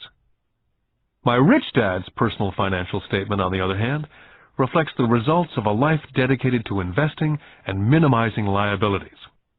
His assets greatly exceed his liabilities. A review of my rich dad's financial statement is why the rich get richer. The asset column generates more than enough income to cover expenses, with the balance reinvested into the asset column. The asset column continues to grow, and therefore the income it produces grows with it. The result being The rich get richer. The middle class finds itself in a constant state of financial struggle. Their primary income is through wages. And as their wages increase, so do their taxes. Their expenses tend to increase in equal increments as their wages increase, hence the phrase, the rat race. They treat their home as their primary asset instead of investing in income-producing assets. Remember, the most important rule is to know the difference between an asset and a liability. Once you understand the difference, concentrate your efforts on only buying income-generating assets. That's the best way to get started on a path to becoming rich. Keep doing that, and your asset column will grow. Focus on keeping liabilities and expenses down. This will make more money available to continue pouring into the asset column. This pattern of treating your home as an investment, and the philosophy that a pay raise means you can buy a larger home or spend more, is the foundation of today's debt-ridden society. This process of increased spending throws families into greater debt and into more financial uncertainty, even though they may be advancing in their jobs and receiving pay raises on a regular basis. This is high-risk living caused by weak financial education. As an employee who's also a homeowner, your working efforts are generally as follows. You work for someone else. Most people, working for a paycheck, are making the owner or the shareholders richer. Your efforts and success will help provide for the owner's success and retirement. Next, you work for the government. The government takes its share from your paycheck before you even see it. By working harder, you simply increase the amount of taxes taken by the government.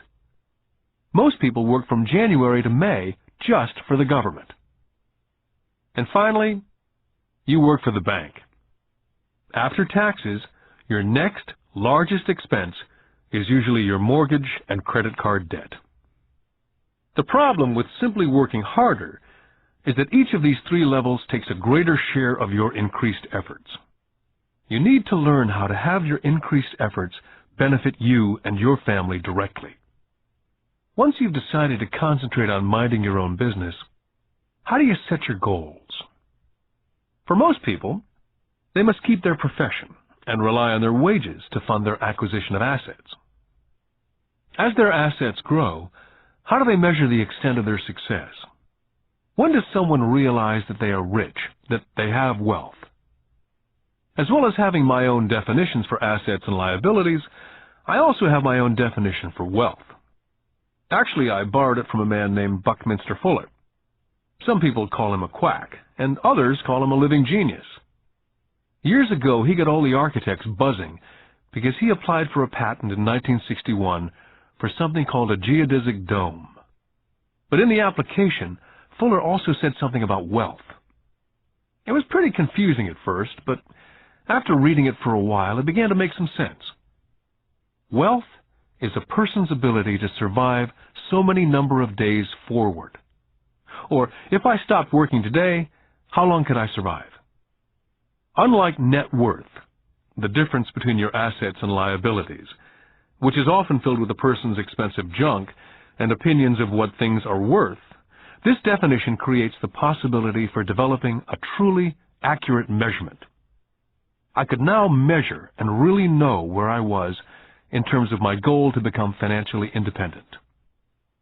Although net worth often includes these non-cash producing assets like stuff you bought that now sits in your garage, wealth measures how much money your money is making, and therefore your financial survivability.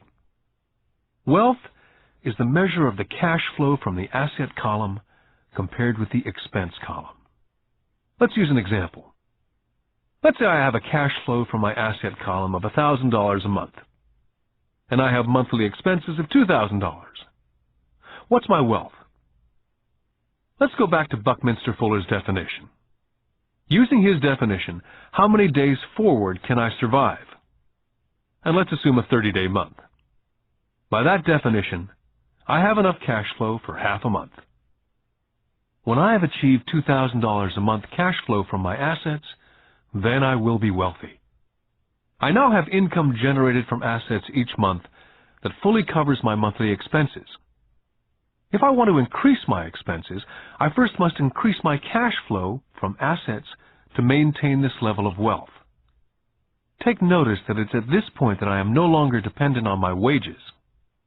I have focused on and been successful in building an asset column that's made me financially independent. If I quit my job today, I would be able to cover my monthly expenses with the cash flow from my assets. My next goal would be to have the excess cash flow from my assets reinvested into the asset column. The more money that goes into my asset column, the more my asset column grows. The more my assets grow, the more my cash flow grows. And as long as I keep my expenses less than the cash flow from these assets, I will grow richer, with more and more income from sources other than my physical labor. As this reinvestment continues, I am well on my way to being rich. The actual definition of rich is in the eye of the beholder. You can never be too rich. Just remember this simple observation. The rich buy assets, the poor only have expenses. The middle class buys liabilities they think are assets. So how do I start minding my own business? What's the answer? Listen to the founder of McDonald's. Lesson 3. Mind your own business. In 1974, Ray Kroc, the founder of McDonald's, was asked to speak at the MBA class at the University of Texas at Austin. A dear friend of mine, Keith Cunningham, was a student in that MBA class. After a powerful and inspiring talk, the class adjourned, and the students asked Ray if he would join them at their favorite hangout to have a few beers. Ray graciously accepted. "What business am I in?" Ray asked, once the group had all their beers in hand. Everyone laughed, said Keith. Most of the MBA students thought Ray was just fooling around. No one answered, so Ray asked the question again. "What business do you think I'm in?" The students laughed again. And finally, one brave soul yelled out, "Ray, who in the world does not know that you're in the hamburger business?" Ray chuckled. "That's what I thought you'd say." He paused, and then quickly said, "Ladies and gentlemen, I'm not in the hamburger business. My business is real estate." McDonald's today is the largest single owner of real estate in the world, owning even more than the Catholic Church. Today, McDonald's owns some of the most valuable intersections and street corners in America, as well as in other parts of the world. Keith said it was one of the most important lessons in his life. Today, Keith owns car washes, but his business is the real estate under those car washes. The previous chapter ended with a statement illustrating that most people work for everyone but themselves. They work first for the owners of the company, then for the government through taxes, and finally for the bank that owns their mortgage. As a young boy, we did not have a McDonald's nearby. Yet my rich dad was responsible for teaching Mike and me the same lesson that Ray Kroc talked about at the University of Texas. It is secret number 3 of the rich. The secret is, mind your own business. Financial struggle is often directly the result of people working all their life for someone else. Many people will have nothing at the end of their working days. Our current educational system focuses on preparing today's youth to get good jobs by developing scholastic skills. Their lives will revolve around their wages, or, as described earlier, their income column.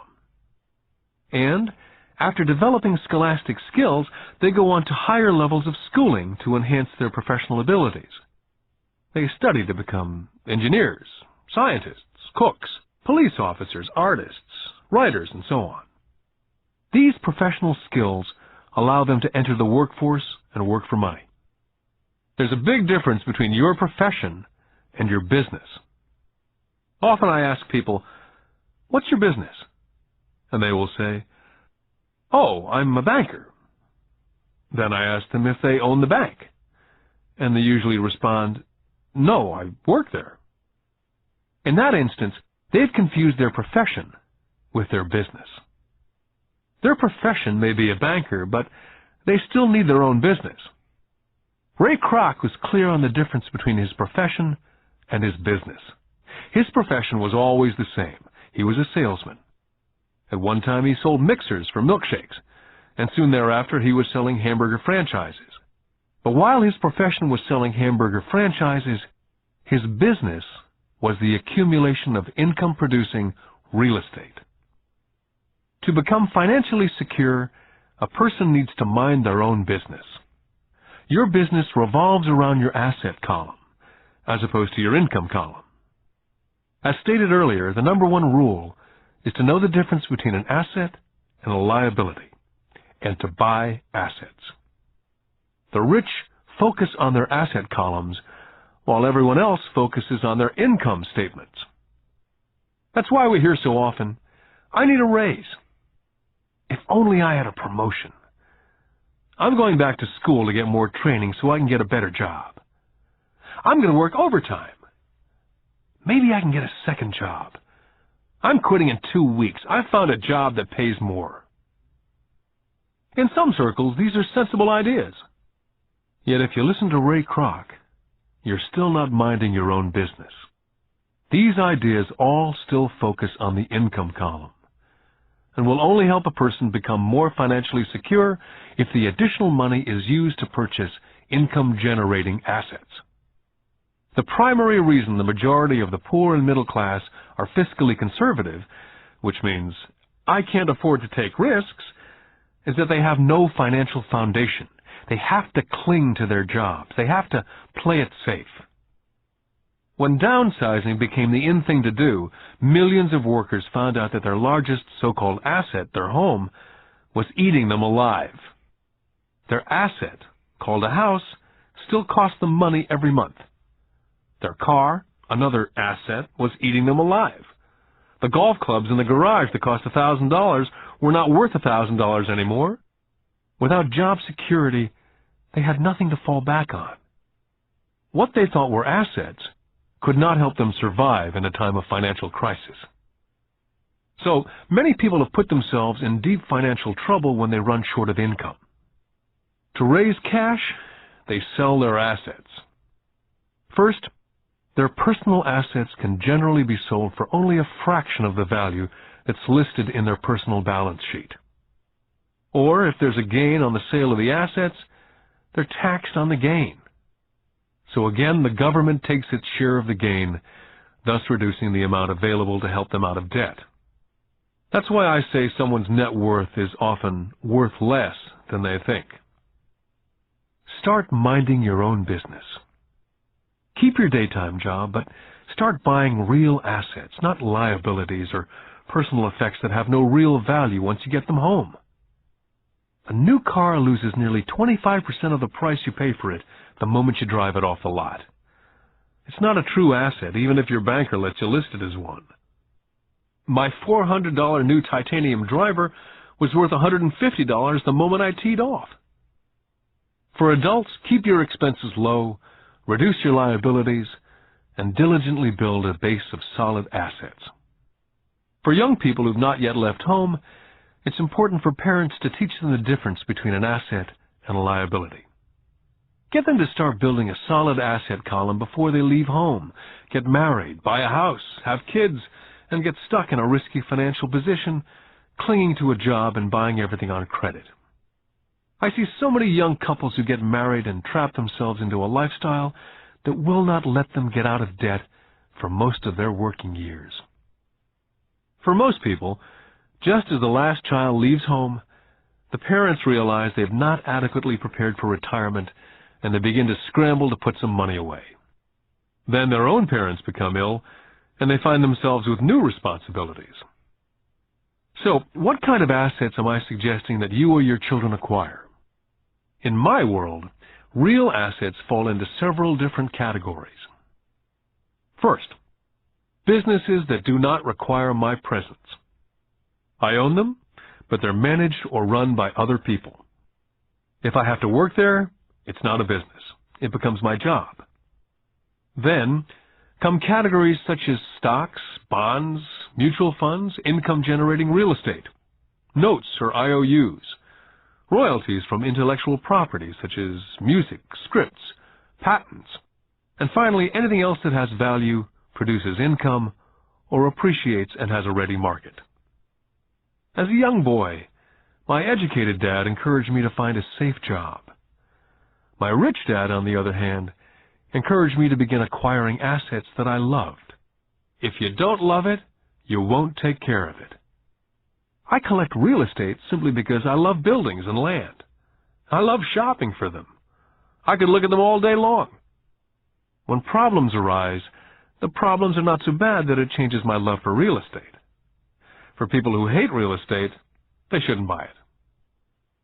I love stocks of small companies, especially startups. The reason is that I am an entrepreneur, not a corporate person.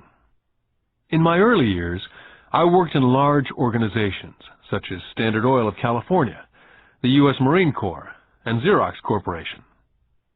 I enjoyed my time with those organizations and have fond memories, but I know deep down I'm not a company man. I like starting companies, not running them. So my stock buys are usually of small companies, and sometimes I even start the company and take it public. Fortunes are made in new stock issues, and I love the game. Many people are afraid of small-cap companies and call them risky, and they are. But risk is always diminished if you love what the investment is, understand it, and know the game. For years, even while I was with the Marine Corps and Xerox, I did what my rich dad recommended. I kept my daytime job, but I still minded my own business. I was active in my asset column. I traded real estate and small stocks. Rich Dad always stressed the importance of financial literacy. The better I was at understanding the accounting and cash management, the better I would be at analyzing investments and eventually starting and building my own company. I would not encourage anyone to start a company unless they really want to. Knowing what I know about running a company, I would not wish that task on anyone. There are times when people cannot find employment where starting a company is a solution for them. The odds are against success. 9 out of 10 companies fail in 5 years. Of those that survive the first 5 years, 9 out of every 10 of those eventually fail as well. So only if you really have the desire to own your own company do I recommend it. Otherwise, keep your daytime job and mind your own business. When I say mind your own business, I mean to build and keep your asset column strong. Once a dollar goes into it, never let it come out. Think of it this way. Once a dollar goes into your asset column, it becomes your employee. The best thing about money is that it works 24 hours a day and can work for generations. Keep your daytime job, be a great hard-working employee, but keep building that asset column. As your cash flow grows, you can buy some luxuries. An important distinction is that rich people buy luxuries last, while the poor and middle class tend to buy luxuries first. The poor and middle class often buy luxury items such as big houses, diamonds, furs, jewelry, or boats because they want to look rich. They look rich, but in reality they just get deeper in debt on credit. The old money people, the long-term rich, built their asset column first. Then the income generated from the asset column bought their luxuries. The poor and middle class buy luxuries with their own sweat, blood, and children's inheritance. A true luxury is a reward for investing in and developing a real asset. For example, when my wife and I had extra money coming from our apartment houses, she went out and bought her Mercedes. It didn't take any extra work or risk on her part because the apartment house bought the car. She did, however, have to wait for it for 4 years while the real estate investment portfolio grew and finally began throwing off enough extra cash flow to pay for the car. But the luxury, the Mercedes, was a true reward because she had proved she knew how to grow her asset column. That car now means a lot more to her than simply another pretty car. It means she used her financial intelligence to afford it. What most people do is they impulsively go out and buy a new car or some other luxury on credit. They may feel bored and just want a new toy. Buying a luxury on credit often causes a person to sooner or later actually resent that luxury because the debt on the luxury becomes a financial burden. After you've taken the time and invested in and built your own business, you're now ready to add the magic touch, the biggest secret of the rich. The secret that puts the rich way ahead of the pack. The reward at the end of the road for diligently taking the time to mind your own business. Lesson 4. The history of taxes and the power of corporations. I remember in school being told the story of Robin Hood and his merry men. My school teacher thought it was a wonderful story of a romantic hero, a Kevin Costner type, who robbed from the rich and gave to the poor. My rich dad did not see Robin Hood as a hero. He called Robin Hood a crook. Robin Hood may be long gone, but his followers live on. How often I still hear people say, "Why don't the rich pay for it?" Or, "The rich should pay more in taxes and give it to the poor." It's this idea of Robin Hood, or taking from the rich to give to the poor, that has caused the most pain for the poor and the middle class. The reason the middle class is so heavily taxed is because of the Robin Hood ideal. The real reality is that the rich are not taxed. It's the middle class who pays for the poor, especially the educated upper-income middle class. Again, to understand fully how things happen, we need to look at the historical perspective. We need to look at the history of taxes. Although my highly educated dad was an expert on the history of education, my rich dad fashioned himself as an expert on the history of taxes. Rich Dad explained to Mike and me that in England and America originally, there were no taxes. Occasionally, there were temporary taxes levied in order to pay for wars. The king or the president would put the word out and ask everyone to chip in. Taxes were levied in Britain for the fight against Napoleon from 1799 to 1816. And in America, taxes were levied to pay for the Civil War from 1861 to 1865. In 1874, England made income tax a permanent levy on its citizens. In 1913, an income tax became permanent in the United States with the adoption of the 16th Amendment to the Constitution.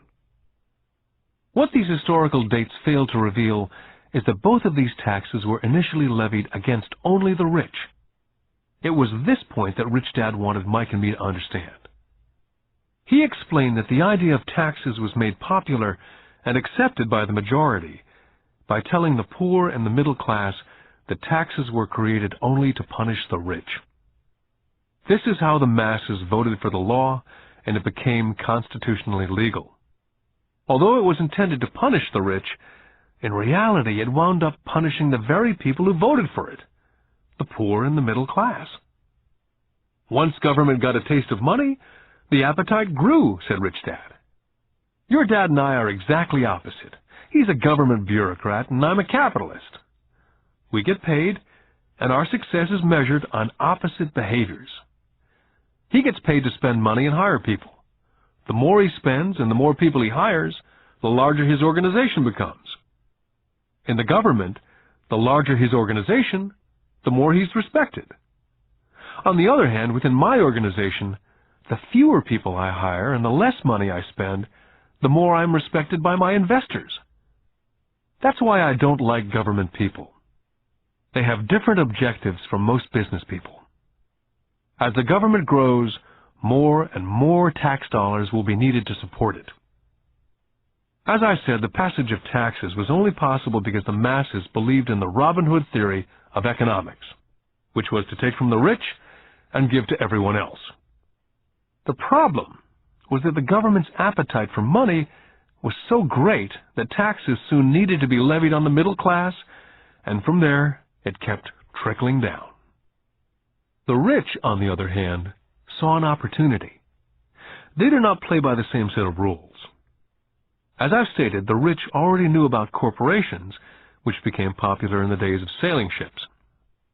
The rich created the corporation as a vehicle to limit their risk to the assets of each voyage. The rich put their money into a corporation to finance the voyage. The corporation would then hire a crew to sail to the New World to look for treasures. If the ship was lost, the crew lost their lives, but the loss to the rich would be limited only to the money they invested for that particular voyage. It's the knowledge of the power of the legal structure of the corporation that really gives the rich a vast advantage over the poor and the middle class. Having two fathers teaching me, one a socialist and the other a capitalist, I quickly began to realize that the philosophy of the capitalist made more financial sense to me. It seemed to me that the socialists ultimately penalized themselves due to their lack of financial education. No matter what the take-from-the-rich crowd came up with, the rich always found a way to outsmart them. That is how taxes were eventually levied on the middle class. The rich outsmarted the intellectuals solely because they understood the power of money, a subject not taught in schools. How did the rich outsmart the intellectuals? Once the take-from-the-rich tax was passed, cash started flowing into government coffers. Initially, people were happy. Money was handed out to government workers and the rich. It went to government workers in the form of jobs and pensions.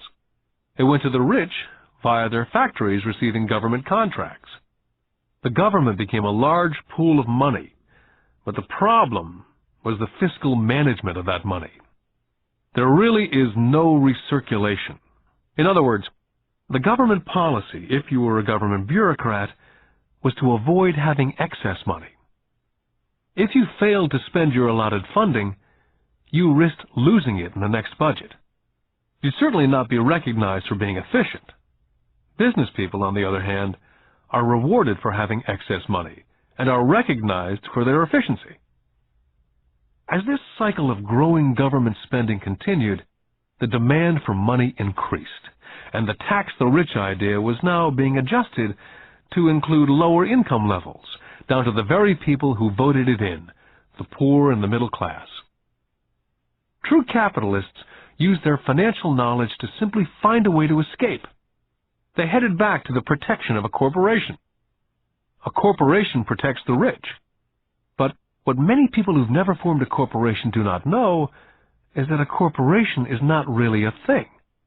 A corporation is merely a file folder with some legal documents in it, sitting in some attorney's office registered with a state government agency. It's not a big building with the name of the corporation on it. It's not a factory or a group of people. A corporation is merely a legal document that creates a legal body without a soul. The wealth of the rich was once again protected. Once again, the use of corporations became popular once the permanent income laws were passed, because the income tax rate of the corporation was less than the individual income tax rates. In addition, as I said earlier, certain expenses could be paid with pre-tax dollars within the corporation. This war between the haves and the have-nots has been going on for hundreds of years. It's the take-from-the-rich crowd versus the rich. The battle is waged whenever and wherever laws are made. The battle will go on forever. The problem is, the people who lose are the uninformed, the ones who get up every day and diligently go to work and pay taxes. If they only understood the way the rich play the game, they could play it too. Then they would be on their way to their own financial independence. This is why I cringe every time I hear a parent advise their children to go to school so they can find a safe, secure job. An employee with a safe, secure job without financial aptitude has no escape. Average Americans today work 5 to 6 months for the government before they make enough to cover their taxes. In my opinion, that is a long time. The harder you work, the more you pay the government. That's why I believe that the idea of take from the rich backfired on the very people who voted it in. Every time people try to punish the rich don't simply comply, they react. They have the money, power, and intent to change things. They do not just sit there and voluntarily pay more taxes. They search for ways to minimize their tax burden. They hire smart attorneys and accountants and persuade politicians to change laws or create legal loopholes. They have the resources to effect change. The poor and the middle class do not have the same resources. They sit there and let the government's needles enter their arm and allow the blood donation to begin. Today, I'm constantly shocked at the number of people who pay more taxes or take fewer deductions simply because they are afraid of the government. And I do know how frightening and intimidating a government tax agent can be. I have had friends who have had their businesses shut down and destroyed only to find out it was a mistake on the part of the government. I realize all that. But the price of working from January to mid-May is a high price to pay for that intimidation. My poor dad never fought back. My rich dad didn't either. He just played the game smarter, and he did it through corporations, the biggest secret of the rich. My highly educated dad always encouraged me to seek a good job with a strong corporation. He spoke of the virtues of working your way up the corporate ladder. He didn't understand that by relying solely on a paycheck from a corporate employer, I would be a docile cow ready for milking. When I told my rich dad of my father's advice, he only chuckled. "Why not own the ladder?" was all he said. As a young boy, I didn't understand what Rich Dad meant by owning my own corporation. It was an idea that seemed impossible and intimidating. Although I was excited by the idea, my youth would not let me envision the possibility that grown-ups would someday work for a company I would own. The point is, if not for my rich dad, I would have probably followed my educated dad's advice. It was merely the occasional reminder of my rich dad that kept the idea of owning my own corporation alive and kept me on a different path. By the time I was 15 or 16, I knew I was not going to continue down the path my educated dad was recommending. I did not know how I was going to do it, but I was determined not to head in the direction most of my classmates were heading. That decision changed my life. It was not until I was in my mid-20s that my rich dad's advice began to make more sense. I was just out of the Marine Corps and working for Xerox. I was making a lot of money, but every time I looked at my paycheck, I was always disappointed. The deductions were so large, and the more I worked, the greater the deductions. As I became more successful, my bosses talked about promotions and raises. It was flattering, but I could hear my rich dad asking me in my ear, "Who are you working for? Who are you making rich?" In 1974, while still an employee for Xerox, I formed my first corporation and began minding my own business. There were already a few assets in my asset column, but now I was determined to focus on making it bigger. Those paychecks with all the deductions made all the years of my rich dad's advice make total sense. I could see the future if I followed my educated dad's advice. Many employers feel that advising their workers to mind their own business is bad for business. I'm sure it can be for certain individuals, but for me, focusing on my own business, developing assets, made me a better employee. I now had a purpose.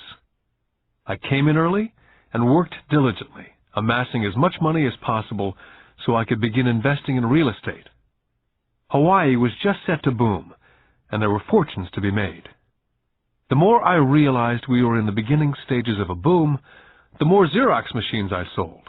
The more I sold, the more money I made, and of course, the more deductions there were from my paycheck.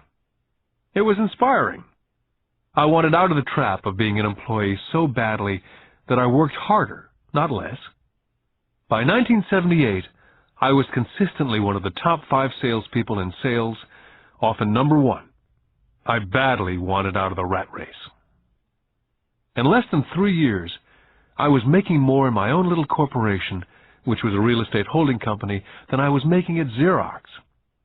And the money I was making in my asset column in my own corporation was money working for me, not me pounding on doors selling copiers. My rich dad's advice made much more sense. Soon the cash flow from my properties was so strong that my company bought me my first Porsche. My fellow Xerox salespeople thought I was spending my commissions. I wasn't. I was investing my commissions in assets. My money was working hard to make more money. Each dollar in my asset column was a great employee, working hard to make more employees and buy the boss a new Porsche with before-tax dollars. I began to work harder for Xerox. The plan was working, and my Porsche was the proof. By using the lessons I learned from my rich dad, I was able to get out of the proverbial rat race of being an employee at an early age. It was made possible because of the strong financial knowledge I'd acquired through these lessons. Without this financial knowledge, which I call my financial IQ, my road to financial independence would have been much more difficult. I now teach others through financial seminars in the hope that I may share my knowledge with them. Whenever I do my talks, I remind people that financial IQ is made up of knowledge from 4 broad areas of expertise. The first area is accounting, what I call financial literacy, a vital skill if you want to build an empire. The more money you're responsible for, the more accuracy is required, or the house comes tumbling down. This is the left brain side, or the details. Financial literacy is the ability to read and understand financial statements. This ability allows you to identify the strengths and weaknesses of any business. The second is investing, what I call the science of making money. This involves strategies and formulas. This is the right brain side, or the creative side. Next, you must obtain expertise in understanding markets, the science of supply and demand. There's a need to know the technical aspects of the market, which is emotion-driven. The Tickle Me Elmo doll during Christmas 1996 is a case of technical or emotion-driven market. The other market factor is the fundamental or the economic sense of an investment. Does an investment make sense, or does it not make sense based on the current market conditions? Finally, you must understand the law. For instance, utilizing a corporation wrapped around the technical skills of accounting, investing, and markets can aid explosive growth. An individual with the knowledge of the tax advantages and protection provided by a corporation can get rich so much faster than someone who's an employee or a small business sole proprietor. It's like the difference between someone walking and someone flying. The difference is profound when it comes to long-term wealth. A corporation can do so many things that an individual cannot, like pay for expenses before it pays taxes. That is a whole area of expertise that is so exciting, but not necessary to get into unless you have sizable assets or a business. Employees earn and get taxed, and they try to live on what's left. A corporation earns, spends everything it can, and is taxed on anything that's left. It's one of the biggest legal tax loopholes that the rich use. They're easy to set up and are not expensive if you own investments that are producing good cash flow. For example, by owning your own corporation, car payments, insurance, repairs are company expenses. Most restaurant meals are partial expenses, and on and on. All are paid for legally with pre-tax dollars. Lesson 5. The Rich Invent Money. I've been teaching professionally since 1984. It's been a great experience and rewarding. It's also a disturbing profession, for I've taught thousands of individuals, and I see one thing in common in all of us, myself included. We all have tremendous potential, and we are all blessed with gifts. Yet the one thing that holds all of us back is some degree of self-doubt. It's not so much the lack of technical information that holds us back, but more the lack of self-confidence. Some are more affected than others. Once we leave school, most of us know that it's not as much a matter of college degrees or good grades that count. In the real world, outside of academics, something more than just grades is required. I've heard it called guts, chutzpah, balls, audacity, bravado, cunning, daring, tenacity, and brilliance. This factor, whatever it's labeled, ultimately decides one's future much more than school grades. Inside each of us is one of these brave, brilliant, and daring characters. There's also the flip side of that character, people who could get down on their knees and beg if necessary. After a year in Vietnam as a Marine Corps pilot, I intimately got to know both of those characters inside of me. One is not better than the other. Yet as a teacher, I recognized that it was excessive fear and self-doubt that were the greatest detractors of personal genius. It broke my heart to see students know the answers, yet lack the courage to act on the answer. Often in the real world, it's not the smart that get ahead, but the bold. In my personal experience, your financial genius requires both technical knowledge as well as courage. If fear is too strong, the genius is suppressed. In my classes, I strongly urge students to learn to take risks, to be bold, to let their genius convert that fear into power and brilliance. It works for some and just terrifies others. I've come to realize that for most people, when it comes to the subject of money, they would rather play it safe. I've had to field questions such as, why take risks? Why should I bother developing my financial IQ? Why should I become financially literate? And I answer, just to have more options. There are huge changes up ahead. There will be 100 people like Bill Gates and hugely successful companies like Microsoft created every year, all over the world. And there also will be many more bankruptcies, layoffs, and downsizing. So why bother developing your financial IQ? Because if you do, you will prosper greatly. And if you don't, this period of time will be a frightening one. Land was wealth 300 years ago. So the person who owned the land owned the wealth. Then it was factories and production. And America rose to dominance. The industrialist owned the wealth. Today, it's information. And the person who has the most timely information owns the wealth. The problem is, information flies all around the world at the speed of light. The new wealth cannot be contained by boundaries and borders as lands and factories were. The changes will be faster and more dramatic. There will be a dramatic increase in the number of new multimillionaires. There also will be those who are left behind. Today I find so many people struggling, often working harder, simply because they cling to old ideas. They want things to be the way they were. They resist change. I know people who are losing their jobs or their houses, and they blame technology or the economy or their boss. Sadly, they fail to realize that they might be the problem. Old ideas are their biggest liability. It's a liability simply because they fail to realize that while that idea or way of doing something was an asset yesterday, yesterday is gone. One afternoon I was teaching investing, using a game I'd invented, cash flow, as a teaching tool. A friend had brought someone along to attend the class.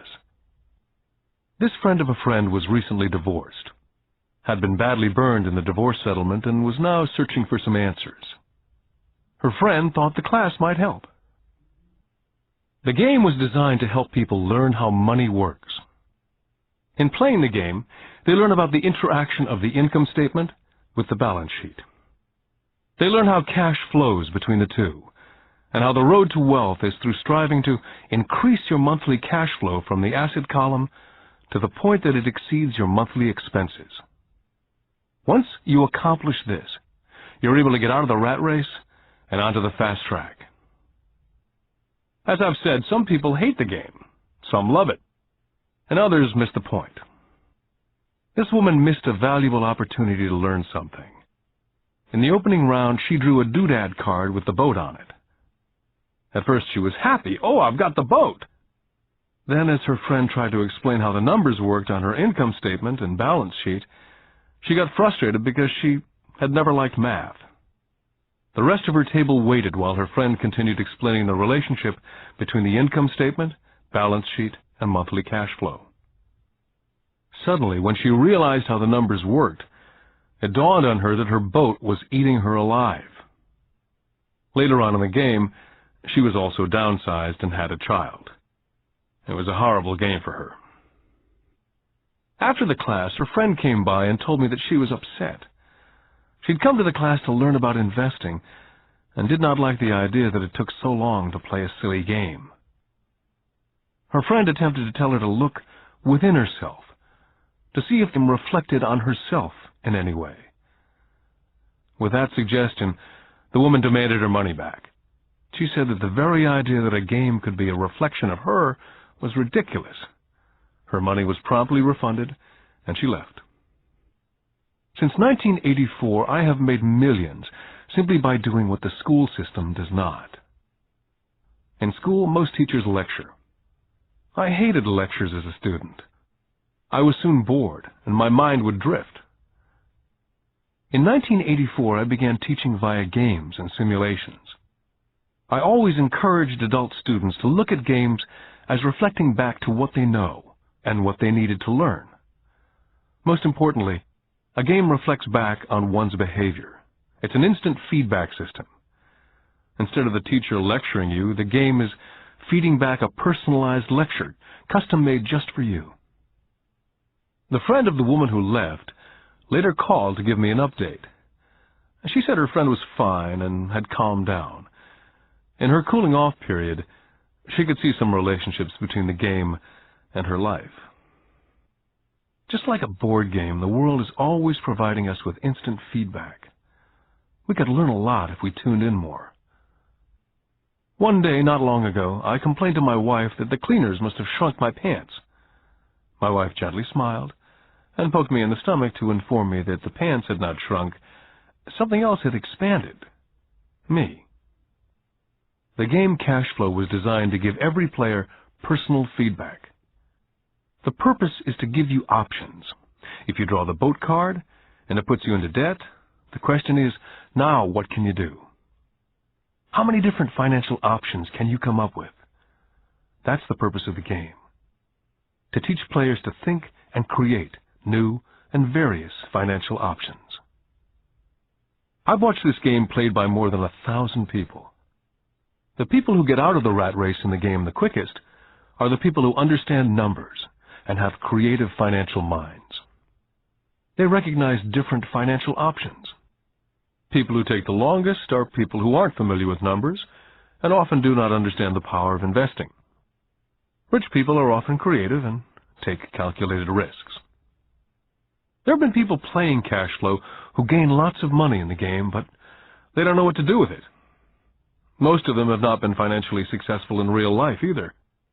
Everyone else seems to be getting ahead of them, even though they have money. And that's true in real life. There are a lot of people who have a lot of money and do not get ahead financially. Limiting your options is the same as hanging on to old ideas. I have a friend from high school who now works at 3 jobs. 20 years ago, he was the richest of all my classmates. When the local sugar plantation closed, the company he worked for went down with the plantation. In his mind, he had the one option, and that was the old option: work hard. The problem was, he couldn't find an equivalent job that recognized his seniority in the old company. As a result, he's overqualified for the jobs he currently has, so his salary is lower. He now works 3 jobs to earn enough to survive. I've watched people playing Cash Flow complaining that the right opportunity cards are not coming their way, so they sit there. I know people who do that in real life. They wait for the right opportunity. I've watched people get the right opportunity card and then not have enough money. Then they complain they would have gotten out of the rat race if they'd had more money. So they sit there. I know people in real life who do that also. They see all the great deals, but they have no money. And I have people pull a great opportunity card, read it out loud, and have no idea that it's a great opportunity. They have the money, the time is right, they have the card, but they can't see the opportunity staring at them. They fail to see how it fits into their financial plan for escaping the rat race. And I know more people like that than all the others combined. Most people have an opportunity of a lifetime flash right in front of them, and they fail to see it. A year later, they They find out about it after everyone else got rich. Financial intelligence is simply having more options. If the opportunities aren't coming your way, what else can you do to improve your financial position? If an opportunity lands in your lap and you have no money and the bank won't talk to you, what else can you do to get the opportunity to work in your favor? If your hunch is wrong and what you've been counting on doesn't happen, how can you turn a lemon into millions? That is financial intelligence. It's not so much what happens, but how many different financial solutions you can think of to turn a lemon into millions. It's how creative you are in solving financial problems. Most people only know one solution: work hard, save, and borrow. So why would you want to increase your financial intelligence? Because you want to be the kind of person who creates your own luck. You can take whatever happens and make it better. Few people realize that luck is created, just as money is. And if you want to be luckier and create money instead of working hard, then your financial intelligence is important. If you're the kind of person who's waiting for the right thing to happen, you might wait for a long time. It's like waiting for all the traffic lights to be green for 5 miles before starting the trip. As young boys, Mike and I were constantly told by my rich dad that money is not real. Rich Dad occasionally reminded us of how close we came to the secret of money on that first day we got together and began making money out of plaster of Paris. The poor and middle class work for money, he would say. The rich make money. The more real you think money is, the harder you will work for it. If you can grasp the idea that money is not real, you will grow richer faster. What is it? Was a question Mike and I often came back with. What is money if it's not real? What we agree it is, was all Rich Dad would say. The single most powerful asset we all have is our mind. If it's trained well, it can create enormous wealth in what seems to be an instant.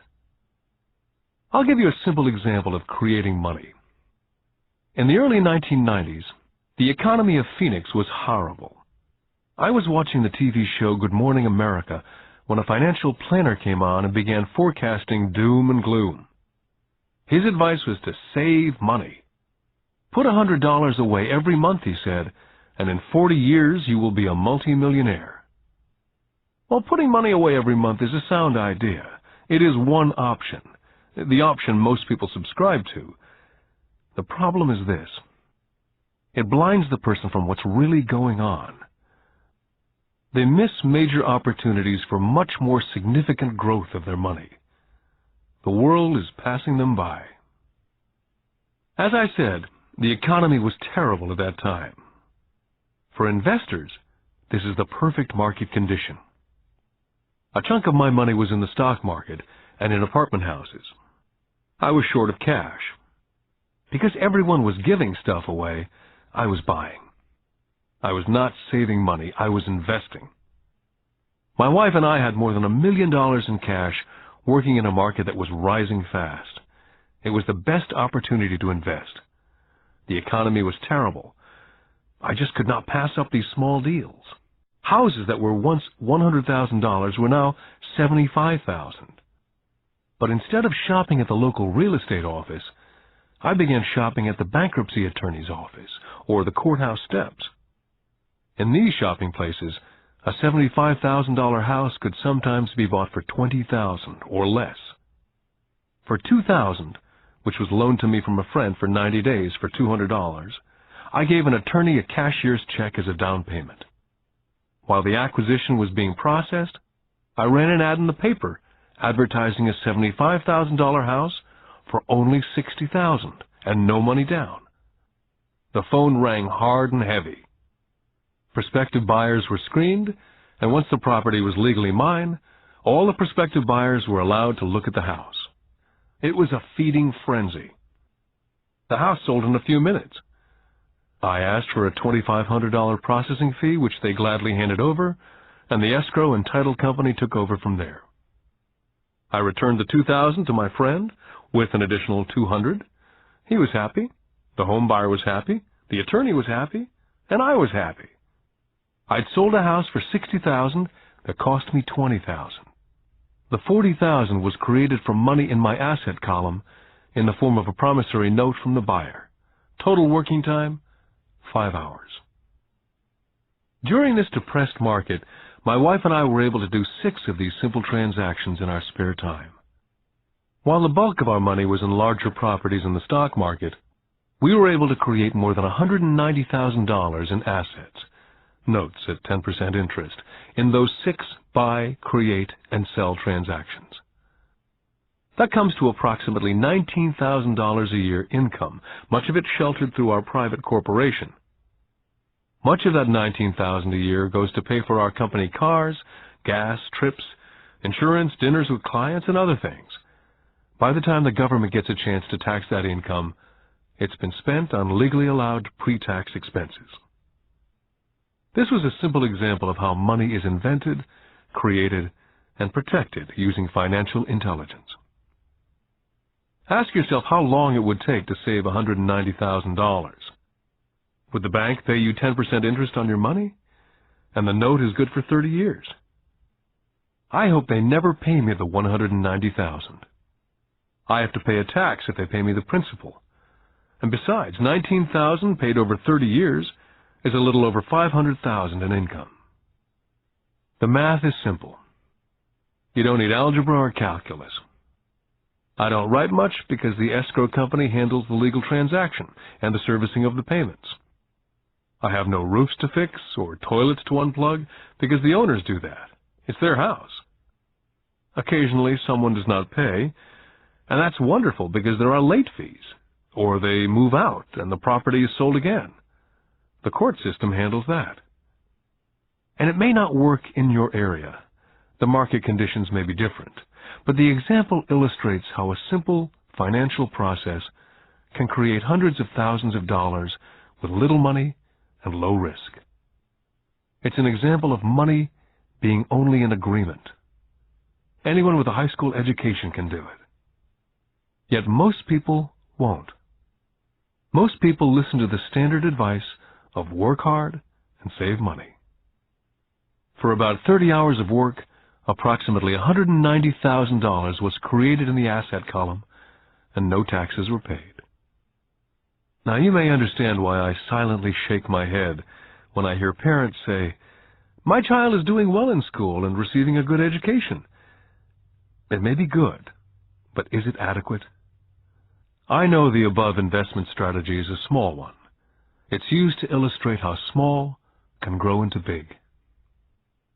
My success reflects the importance of a strong financial foundation, which starts with strong financial education. Financial intelligence is made up of these 4 main technical skills. Number 1, financial literacy, the ability to read numbers. Number 2, investment strategies, the science of making money. Number 3, the market, supply and demand. Alexander Graham Bell gave the market what it wanted, and AT&T was born. So did Bill Gates. A $75,000 house offered for $60,000 that cost $20,000 was also the result of seizing an opportunity created by the market. Somebody was buying and someone was selling. Number 4, the law. The awareness of accounting, corporate, state, and national rules and regulations. I recommend playing within the rules. It's this basic foundation, or the combination of these skills, that's needed to be successful in the pursuit of wealth. Whether it be through the buying of small homes, large apartments, companies, stocks, bonds, mutual funds, precious metals, baseball cards, or the like. Personally, I use 2 main vehicles to achieve financial growth: real estate and small stocks. I use real estate as my foundation. Day in and day out, my properties provide cash flow and occasional spurts of growth in value. The small cap stocks are used for fast growth. I do not recommend anything that I do, The examples are just that, examples. If the opportunity is too complex, and I do not understand the investment, I don't do it. Simple math and common sense is all that's needed to do well financially.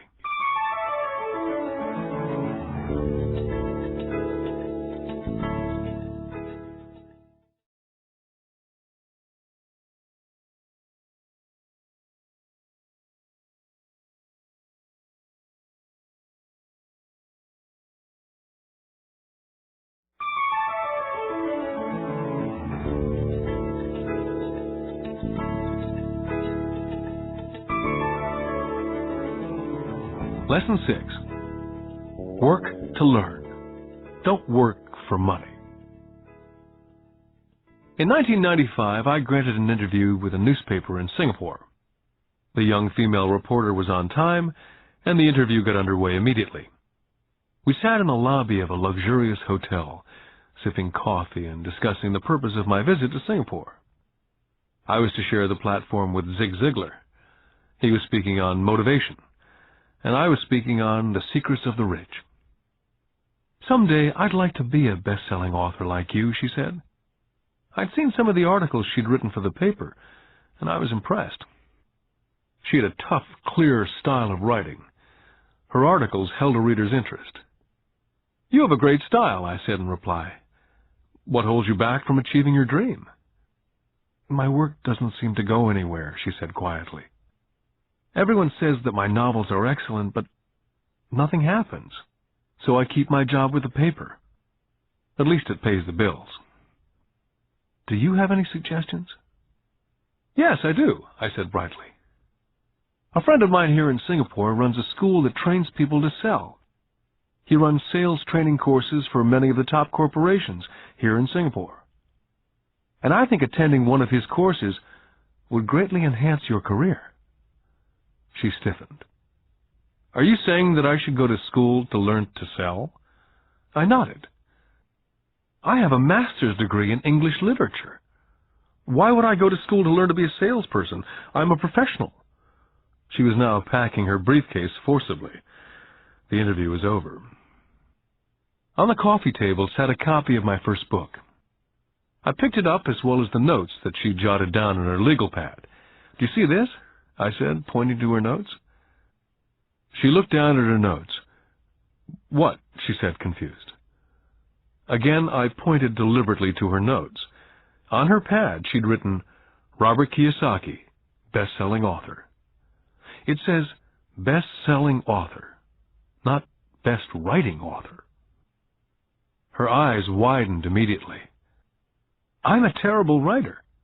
You're a great writer. I went to sales school. You have a master's degree. Put them together and you get a best-selling author and a best-writing author." Anger flared from her eyes. "I'll never stoop so low as to learn how to sell. People like you have no business writing.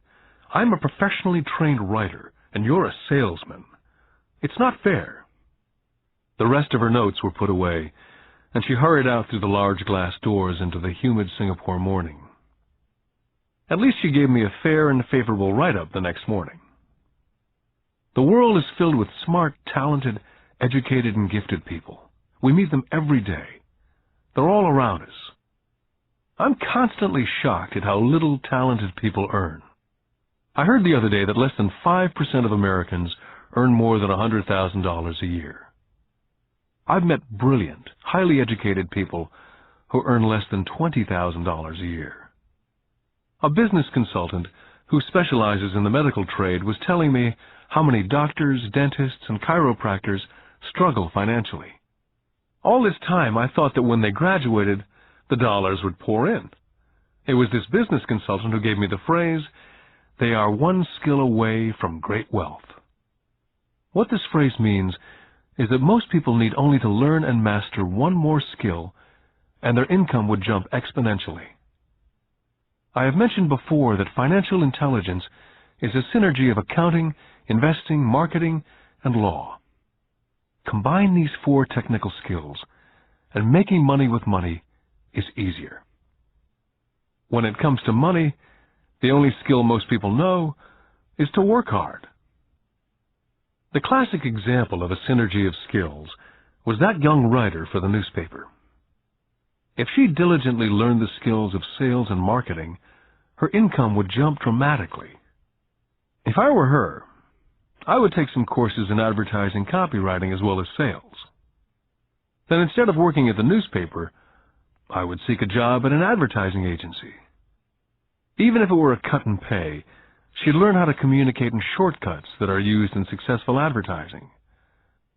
She also would spend time learning public relations, an important skill. She would learn how to get millions in free publicity. Then at night and on weekends, she could be writing her great novel. When it was finished, she'd be better able to sell her book. Then in a short while, she could be a best-selling author. When I graduated from the U.S. Merchant Marine Academy in 1969, my educated dad was happy.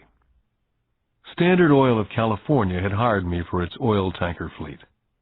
I was a third mate, and the pay was low compared with my classmates, but it was okay for a first real job after college. My starting pay was about $42,000 a year, including overtime, and I only had to work for 7 months. I had 5 months of vacation. If I'd wanted to, I could have taken the run to Vietnam with a subsidiary shipping company and easily doubled my pay instead of taking the 5 months vacation. I had a great career ahead of me, yet I resigned after 6 months with the company and joined the Marine Corps to learn how to fly. My educated dad was devastated. Rich Dad congratulated me.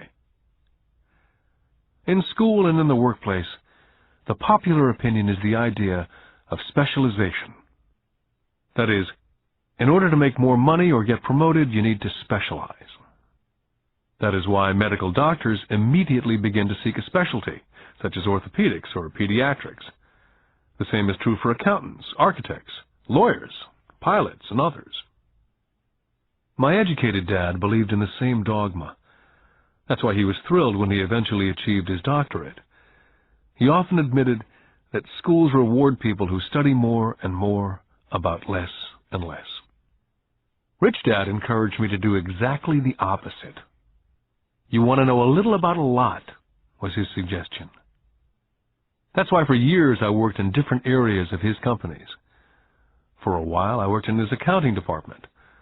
Although I would probably never have been an accountant, he wanted me to learn via osmosis. Rich Dad knew I would pick up jargon and a sense of what's important and what's not. I also worked as a busboy and construction worker, as well as in sales, reservations, and marketing. He was grooming Mike and me. That's why he insisted we sit in on the meetings with his bankers, lawyers, accountants, and brokers. He wanted us to know a little about every aspect of his empire. Educated Dad thought I went to school to learn to be a ship's officer. Rich Dad knew that I went to school to study international trade. So as a student, I made cargo runs navigating large freighters, oil tankers, and passenger ships to the Far East and the South Pacific. Rich Dad emphasized that I stay in the Pacific instead of taking ships to Europe, because he knew that the emerging nations were in Asia, not Europe. While most of my classmates, including Mike, were partying at their fraternity houses, I was studying trade, people, business styles and cultures in Japan, Taiwan, Thailand, Singapore, Hong Kong, Vietnam, Korea, Tahiti, Samoa, and the Philippines. I also was partying, but it was not in any frat house. I grew up rapidly. Educated Dad could not understand why I decided to quit and join the Marine Corps. I told him I wanted to learn to fly, but really I wanted to learn to lead troops. Rich Dad explained to me that the hardest part of running a company is managing people. He'd spent 3 years in the Army. My educated dad was draft exempt. Rich Dad told me of the value of learning to lead men into dangerous situations. Leadership is what you need to learn next, he said. If you're not a good leader, you'll get shot in the back, just like they do in business. Returning from Vietnam in 1973, I resigned my commission, even though I loved flying. I found a job with Xerox Corporation. I joined it for one reason, and it was not for the benefits. I was a shy person, and the thought of selling was the most frightening subject in the world. Xerox was one of the best sales training programs in America. Rich Dad was proud of me. My educated dad was ashamed. Being an intellectual, he thought that salespeople were below him. I worked with Xerox for 4 years, until I overcame my fear of knocking on doors and being rejected. Once I could consistently be in the top 5 in sales, I again resigned and moved on, leaving behind another great career with an excellent company. In 1977, I formed my first company. Rich Dad had groomed Mike and me to take over companies, so I now had to learn to form them and put them together. My first product, the nylon and Velcro wallet, was manufactured in the Far East and shipped to a warehouse in New York, near where I had gone to school. My formal education was complete, and it was time to test my wings. If I failed, I went broke. Rich Dad thought it best to go broke before 30. You still have time to recover, was his advice. On the eve of my 30th birthday, my first shipment left Korea for New York. Today, I still do business internationally, and as my rich dad encouraged me to do, I keep seeking the emerging nations. Today, my investment company invests in South America, Asia, Norway, and Russia.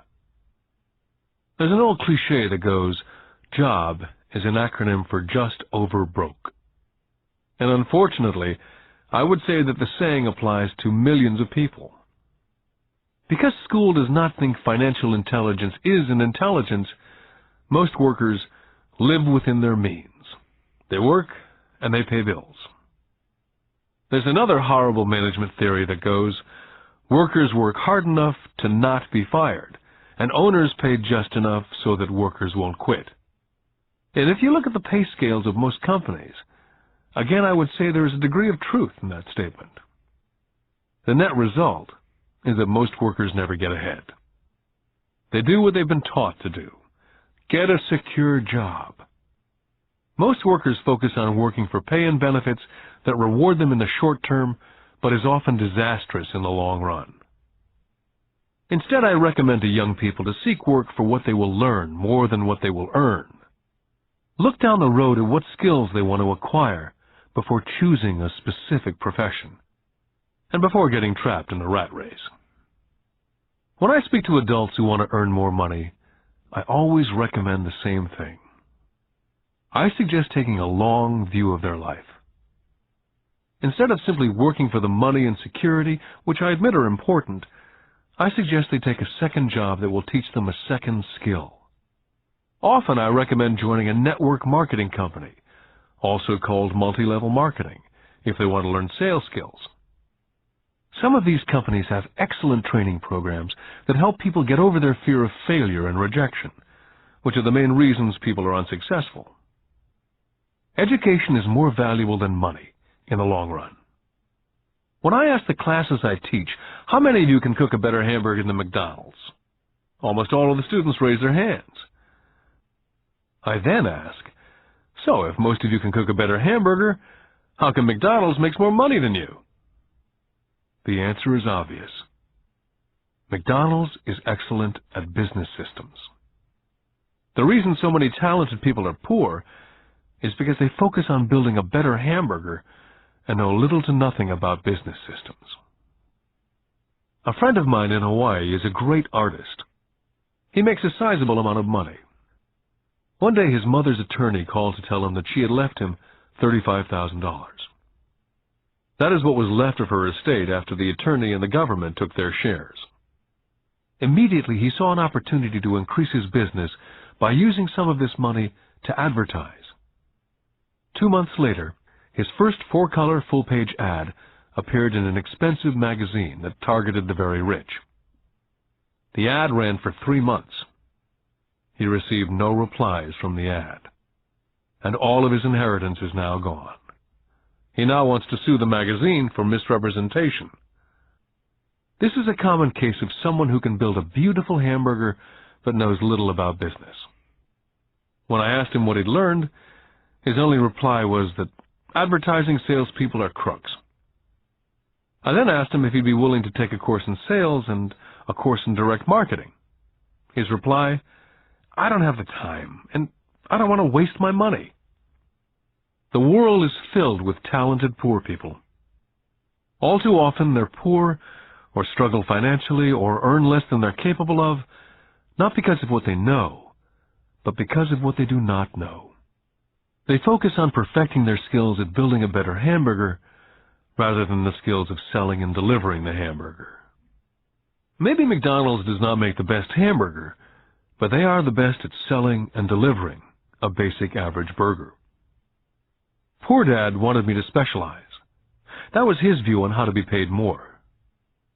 Rich Dad advised that Mike and I groom ourselves. Many corporations do the same thing. They find a young, bright student out of business school and begin grooming that person to someday take over the company. So these bright young employees do not specialize in one department. They're moved from department to department to learn all the aspects of business systems. The rich often groom their children or the children of others. By doing so, their children gain an overall knowledge of the operations of the business and how the various departments interrelate. For the World War II generation, it was considered bad to skip from company to company. Today, it's considered smart. Since people will skip from company to company rather than seek greater specialization, why not seek to learn more than earn? In the short term, it may earn you less. In the long term, it will pay off in large dividends. The main management skills needed for success are the management of cash flow, the management of systems, including yourself and time with family, and the management of people. The most important specialized skills are sales and understanding marketing. It's the ability to sell, therefore to communicate to another human being, be it a customer, employee, boss, spouse, or child, that is the base skill of personal success. It is communication skills such as writing, speaking, and negotiating that are crucial to a life of success. It's a skill that I work on constantly, attending courses or buying educational tapes to expand my knowledge. Rich Dad encouraged Mike and me to know a little about a lot. He encouraged us to work with people smarter than we were, and to bring smart people together to work as a team. Today it would be called a synergy of professional specialties. Today I meet ex-school teachers earning hundreds of thousands of dollars a year. They earn that much because they have specialized skills in their field, as well as other skills. They can teach as well as sell and market. I know of no other skills to be more important than selling as well as marketing. The skills of selling and marketing are difficult for most people, primarily due to their fear of rejection. The better you are at communicating, negotiating, and handling your fear of rejection, the easier life is. Just as I advise that newspaper writer who wanted to become a best-selling author, I advise anyone else today. Being technically specialized has its strengths as well as its weaknesses. I have friends who are geniuses, but they cannot communicate effectively with other human beings. And as a result, their earnings are pitiful. I advise them to just spend a year learning to sell. And even if they earn nothing, their communication skills will improve. And that is priceless. Getting started. I wish I could say acquiring wealth was easy for me, but it wasn't. So in response to the question, how do I start, I offer the thought process I go through on a day-by-day basis. It really is easy to find great deals. I promise you that. It's just like riding a bike. After a little wobbling, it's a piece of cake. But when it comes to money, it's the determination to get through the wobbling that's a personal thing. To find million-dollar deals of a lifetime requires us to call on our financial genius. I believe that each of us has a financial genius within us. The problem is, Our financial genius lies asleep, waiting to be called upon. It lies asleep because our culture has educated us into believing that the love of money is the root of all evil. It's encouraged us to learn a profession so we can work for money, but failed to teach us how to have money work for us. It taught us not to worry about our financial future. Our company or the government would take care of us when our working days are over. However, it's our children, educated in the same school system, who will end up paying for it. The message is still to work hard, earn money, and spend it. And when we run short, we can always borrow more. Unfortunately, 90% of the Western world subscribes to the above dogma simply because it's easier to find a job and work for money. If you're not one of the masses, I offer you the following 10 steps to awaken your financial genius. I simply offer you the steps I have personally followed. If you want to follow some of them, great. If you don't, make up your own. Your financial genius is smart enough to develop its own list. Step number 1. I need a reason greater than reality. If you ask most people if they would like to be rich or financially free, they would say yes. But then reality sets in. The road seems too long with too many hills to climb. It's easier just to work for money and hand the excess over to your broker. A reason or a purpose is a combination of wants and don't wants. When people ask me what my reason for wanting to be rich is, it's a combination of deep emotional wants and don't wants. I will list a few. First, the don't wants, for they create the wants. I don't want to work all my life. I don't want what my parents aspired for, which was job security and a house in the suburbs. I don't like being an employee. Now the wants. I want to be free to travel the world and live in a lifestyle I love. I want to be young when I do this. I want to simply be free. I want control over my time and my life. I want money to work for me. Those are deep-seated emotional reasons. What are yours? As I said, I wish I could say it was easy. It wasn't. But it wasn't hard either. But without a strong reason or purpose, anything in life is hard. Step number 2. I choose daily. The power of choice. That is the main reason people want to live in a free country. We want the power to choose. Financially, with every dollar we get in our hands, we hold the power to choose our future to be rich, poor, or middle class. Our spending habits reflect who we are. Poor people simply have poor spending habits. Most people choose not to be rich. For 90% of the population, being rich is too much of a hassle. So they invent sayings that go, "I'm not interested in money," or "I'll never be rich," or "I don't have to worry, I'm still young," or "When I make some money, then I'll think about my future," or "My wife handles the finances." The problem with those statements is they rob the person who chooses to think such thoughts of two things. One is time, which is your most precious asset, and 2 is learning. Just because you have no money, it shouldn't be an excuse to not learn. But that is a choice we all make daily. The choice of what we do with our time, our money, and what we put in our heads. That is the power of choice. All of us have choice. I just choose to be rich, and I make that choice every day. Step number 3. Choose friends carefully. First of all, I do not choose my friends by their financial statements. I have friends who have actually taken the vow of poverty, as well as friends who earn millions every year. The point is, I learn from all of them, and I consciously make the effort to learn from them. But there's one distinction that I'd like to point out. I've noticed that my friends with money talk about money, and I do not mean brag. They're interested in the subject, so I learn from them, and they learned from me. My friends whom I know are in dire straits financially do not like talking about money, business, or investing. They often think it rude. So I also learn from my friends who struggle financially. I find out what not to do. Step number 4. Master a formula and then learn a new one. In order to make bread, every baker follows a recipe, even if it's only held in their head. The same is true for making money. That's why money is often called dough. When it comes to money, the masses generally have one basic formula they learned in school, and that is work for money.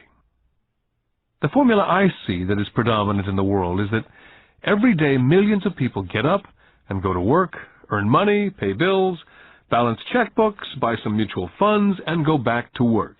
That is the basic formula or recipe. If you're tired of what you're doing or you're not making enough, it's simply a case of changing the formula via which you make money. Years ago, when I was 26, I took a weekend class called How to Buy Real Estate Foreclosures. I learned a formula. The next trick was to have the discipline to actually put into action what I had learned. That is where most people stop. For 3 years while working for Xerox, I spent my spare time learning to master the art of buying foreclosures. I've made several $1 million using that formula, but today it's too slow, and too many other people are doing it. So after I mastered that formula, I went in search of other formulas. For many of the classes, I did not use the information I learned directly, but I always learned something new. Step number 5. Pay yourself first. The power of self-discipline. If you cannot get control of yourself, do not try to get rich. You might first want to join the Marine Corps or some religious order, so you can get control of yourself. It makes no sense to invest, make money, and blow it. It's the lack of self-discipline that causes most lottery winners to go broke soon after winning millions. It's the lack of self-discipline that causes people who get a raise to immediately go out and buy a new car or take a cruise. It's difficult to say which of the 10 steps is the most important, but of all the steps, this step is probably the most difficult to master if it's not already a part of your makeup. I would venture to say that it's the lack of personal self-discipline that is the #1 delineating factor between the rich, poor, and middle class.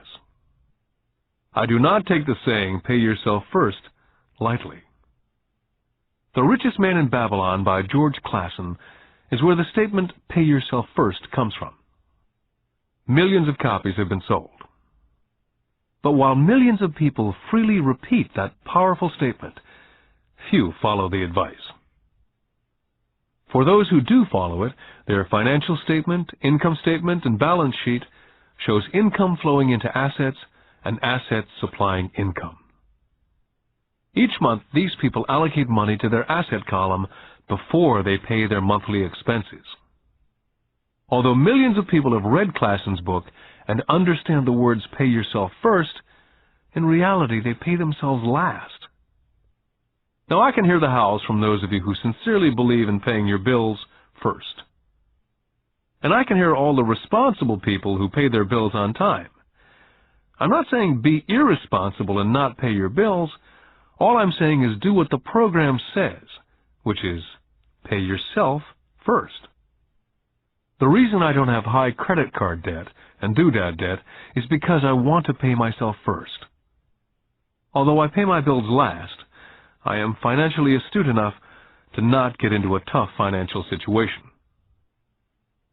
To ensure paying yourself first, don't get into large debt positions that you have to pay for. Keep your expenses low. Build up assets first. Then, buy the big house or a nice car. Being stuck in the rat race is not intelligent. And when you come up short, let the pressure build and don't dip into your savings or investments. Use the pressure to inspire your financial genius to come up with new ways of making more money and then pay your bills. You will have increased your ability to make more money as well as your financial intelligence. Step number 6. Pay your brokers well. I often see people posting a sign in front of their house that says, "For sale by owner." Or I see on TV today many people claiming to be discount brokers. My rich dad taught me to take the opposite tack. He believed in paying professionals well, and I have adopted that policy also. Today I have expensive attorneys, accountants, real estate brokers, and stockbrokers. Why?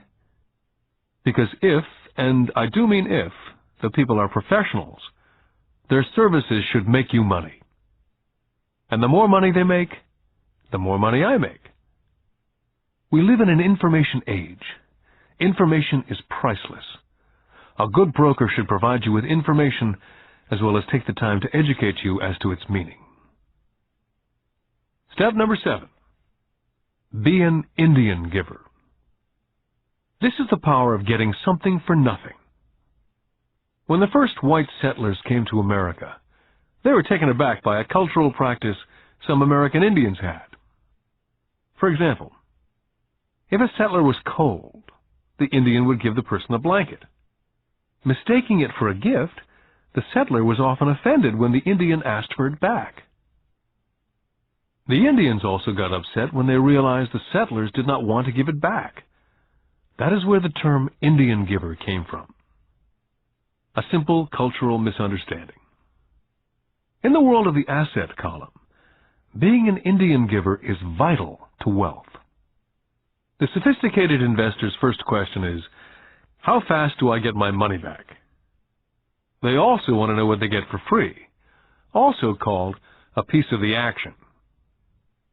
That is why the ROI, or return of and on investment, is so important. Frequently, my broker will call me and recommend I move a sizable amount of money into the stock of a company that he feels is just about to make a move that will add value to the stock, like announcing a new product. I will move my money in for a week to a month while the stock moves up. Then I pull my initial dollar amount out and stop worrying about the fluctuations of the market, because my initial money is back and ready to work on another asset. So my money goes in, and then it comes out, and I own an asset that was technically free. Step number 8. Assets buy luxuries. As I said in the section, pay yourself first.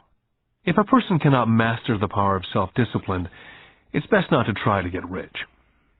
For while the process of developing cash flow from an asset column in theory is easy, it's the mental fortitude of directing money that's hard. Due to external temptations, it's much easier in today's consumer world to simply blow it out of the expense column. Because of weak mental fortitude, that money flows into the paths of least resistance. That is the cause of poverty and financial struggle. I love my luxuries as much as anyone else. The difference is, some people buy their luxuries on credit. It's the keep up with the Joneses trap. I use the income from my assets to buy my luxuries. When I wanted to buy a Porsche, the easy road would have been to call my banker and get a loan. Instead of choosing to focus in the liability column, I chose to focus in the asset column. As a habit, I use my desire to consume to inspire and motivate my financial genius to invest. Too often today, we focus on borrowing money to get the things we want, instead of focusing on creating money. One is easier in the short term, but harder in the long term. It's a bad habit that we as individuals and as a nation have gotten into. Remember, the easy road often becomes hard, and the hard road often becomes easy. The earlier you can train yourself and those you love to be masters of money, the better. Money is a powerful force. Unfortunately, people use the power of money against them. If your financial intelligence is low, money will run all over you. It will be smarter than you. If money is smarter than you, you will work for it all your life. Step number 9. The Need for Heroes. When I was a kid, I greatly admired Willie Mays, Hank Aaron, Yogi Berra. They were my heroes. As a kid playing Little League, I wanted to be just like them. I treasured their baseball cards. I wanted to know everything about them. I knew the stats, the RBI, the ERAs, their batting averages, how much they got paid, and how they came up from the minors. I wanted to know everything because I wanted to be just like them. Every time, as a 9 or 10-year-old kid, when I stepped up to bat or played first base or catcher, it wasn't me. I was Yogi or Hank. It's one of the most powerful ways we learn that we often lose as adults. We lose our heroes. We lose our naivete. I have new heroes as I grow older. I have golf heroes such as Peter Jacobsen, Fred Couples, and Tiger Woods. I copy their swings and do my best to read everything I can about them.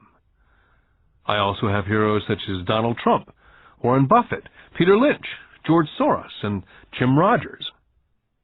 In my older years, I know their stats, just like I knew the ERAs and RBI of my baseball heroes. I follow what Warren Buffett invests in and read anything I can about his point of view on the market. I read Peter Lynch's book to understand how he chooses stocks. And I read about Donald Trump, trying to find out how he negotiates and puts deals together. Just as I was not me when I was up to bat, when I'm in the market or I'm negotiating a deal, I am subconsciously acting with the bravado of Trump. Or when analyzing a trend, I look at it as though Peter Lynch were doing it. By having heroes, we tap into a tremendous source of raw genius.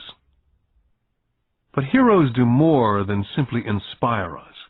Heroes make things look easy. It's the making it look easy that convinces us to want to be just like them. If they can do it, so can I. Step number 10. Teach and you shall receive. Both of my dads were teachers. My rich dad taught me a lesson I've carried all my life, and that was the necessity of being charitable or giving. My educated dad gave a lot by the way of time and knowledge, but almost never gave money. As I said, he usually said that he would give when he had some extra money. Of course, there was rarely any extra. My rich dad gave money as well as education. He believed firmly in tithing. If you want something, you first need to give, he would always say. When he was short of money, he simply gave money to his church or to his favorite charity. If I could leave one single idea with you, it's that idea. Whenever you feel short or in need of something, give what you want first, and it will come back in buckets. That's true for money, a smile, love, friendship. I know it's often the last thing a person may want to do, but it's always worked for me. I just trust that the principle of reciprocity is true, and I give what I want. My rich dad would often say, poor people are more greedy than rich people. He would explain that if a person was rich, that person was providing something that other people wanted. In my life, over all these years, whenever I felt needy or short of money or short of help, I simply went out and found in my heart what I wanted and decided to give it first. And when I gave, it always came back. It reminds me of the story of the guy sitting with firewood in his arms on a cold, freezing night, and he's yelling at the pot-bellied stove, "When you give me some heat, then I'll put some wood in." And when it comes to money, love, happiness, sales, and contacts, all one needs to remember is first to give what you want, and it will come back in droves. My poor dad taught teachers, and he became a master teacher. My rich dad always taught young people his way of doing business. In retrospect, it was their generosity with what they knew that made them smarter. There are powers in this world that are much smarter than we are. You can get there on your own, but it's easier with the help of the powers that be. All you need to be is generous with what you have, and the powers will be generous with you. Take action. All of you were given two great gifts, your mind, and your time. It is up to you to do what you please with both. With each dollar bill that enters your hand, you and only you have the power to determine your destiny. Spend it foolishly, you choose to be poor. Spend it on liabilities, you join the middle class. Invest it in your mind and learn how to acquire assets, and you will be choosing wealth as your goal and your future. The choice is yours and only yours. With every day, with every dollar, you decide to be rich, poor, or middle class. Choose to share this knowledge with your children, and you choose to prepare them for the world that awaits. No one else will. You and your children's future will be determined by choices you make today, not tomorrow. This has been a Time Warner Audiobooks production of Rich Dad, Poor Dad, written by Robert Kiyosaki with Sharon L. Lecter, CPA, and read by Stephen Hoy, featuring an introduction by Robert Kiyosaki. Executive producer, Maya Thomas. Produced and directed by John Brunette. Text abridged by John Whitman. Text edited by William Whittington. Production coordinated by Daniel Metcalf. Rich Dad, Poor Dad is also available in paperback from Warner Business Books.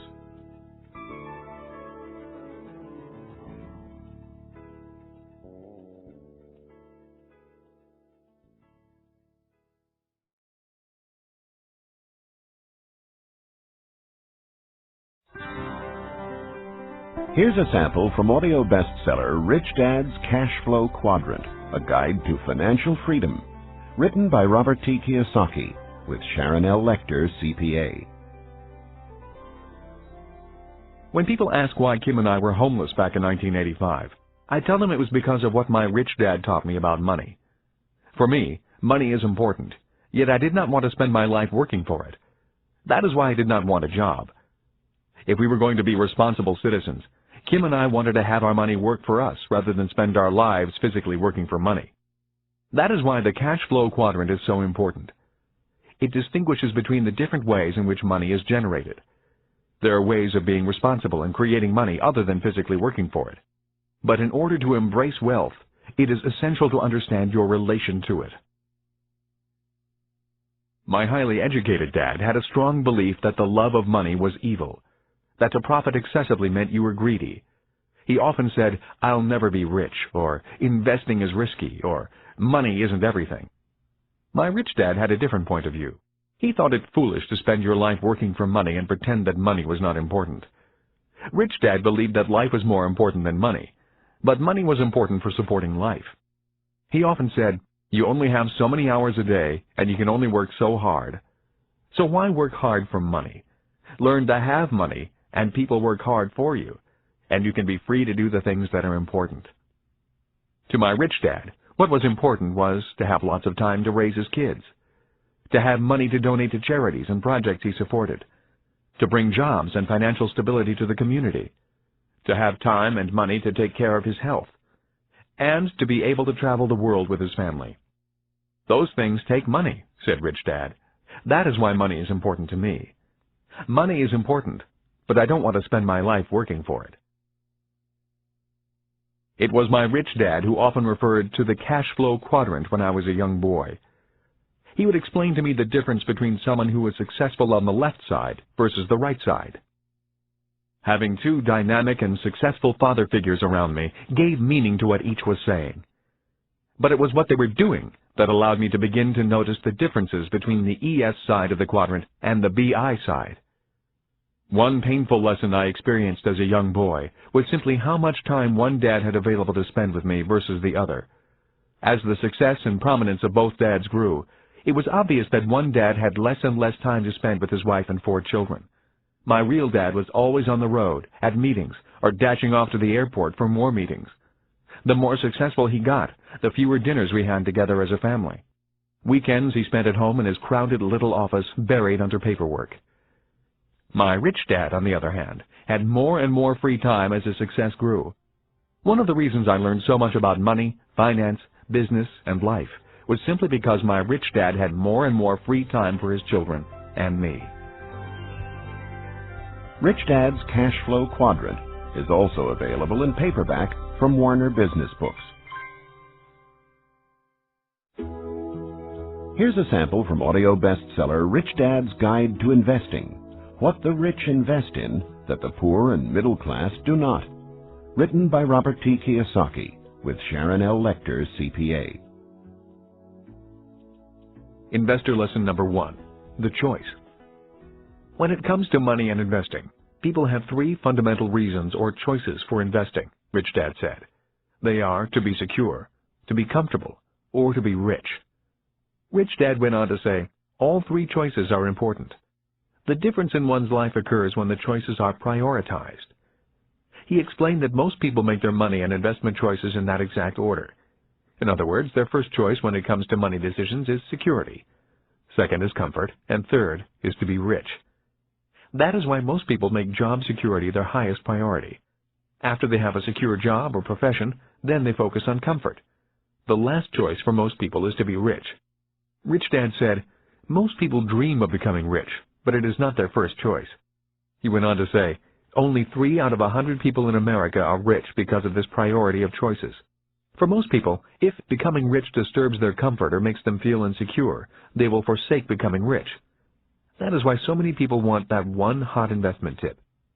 People who make security and comfort their first and second choices look for ways to get rich quick that are easy, risk-free, and comfortable. A few people do get rich on one lucky investment, but all too often they lose it all again.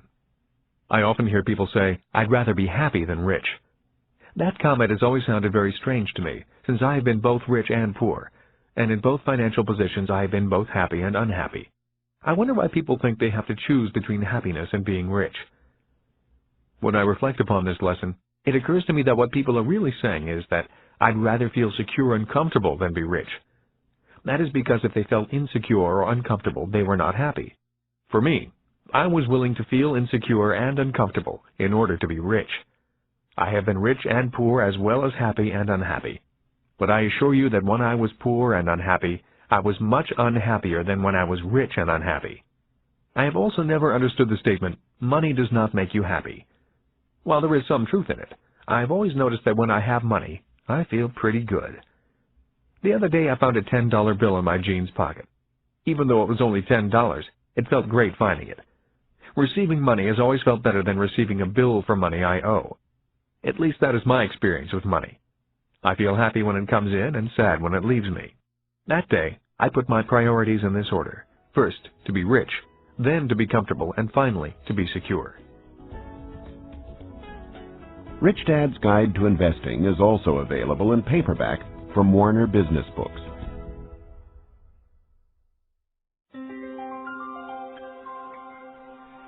Here's a sample from Rich Dad's Rich Kid, Smart Kid, giving your children a financial head start. The latest book from the New York Times best-selling authors Robert T. Kiyosaki and Sharon L. Lecter, CPA. When I was a little boy, my rich dad often said, money is an idea. He would go on to say, money can be anything you want it to be. If you say, I'll never be rich, then the chances are you'll never be rich. If you say, I can't afford it, then chances are you can't. My smart dad said much the same about education. Is it possible that every child is born with the potential to be rich and smart? This program is about fostering and preserving that possibility. Both my dads were great teachers.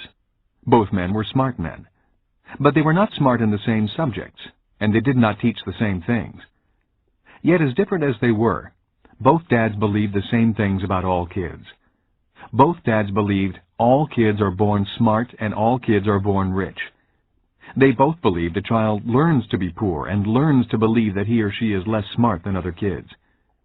Both dads were great teachers because they believed in bringing out the genius that each child is born with.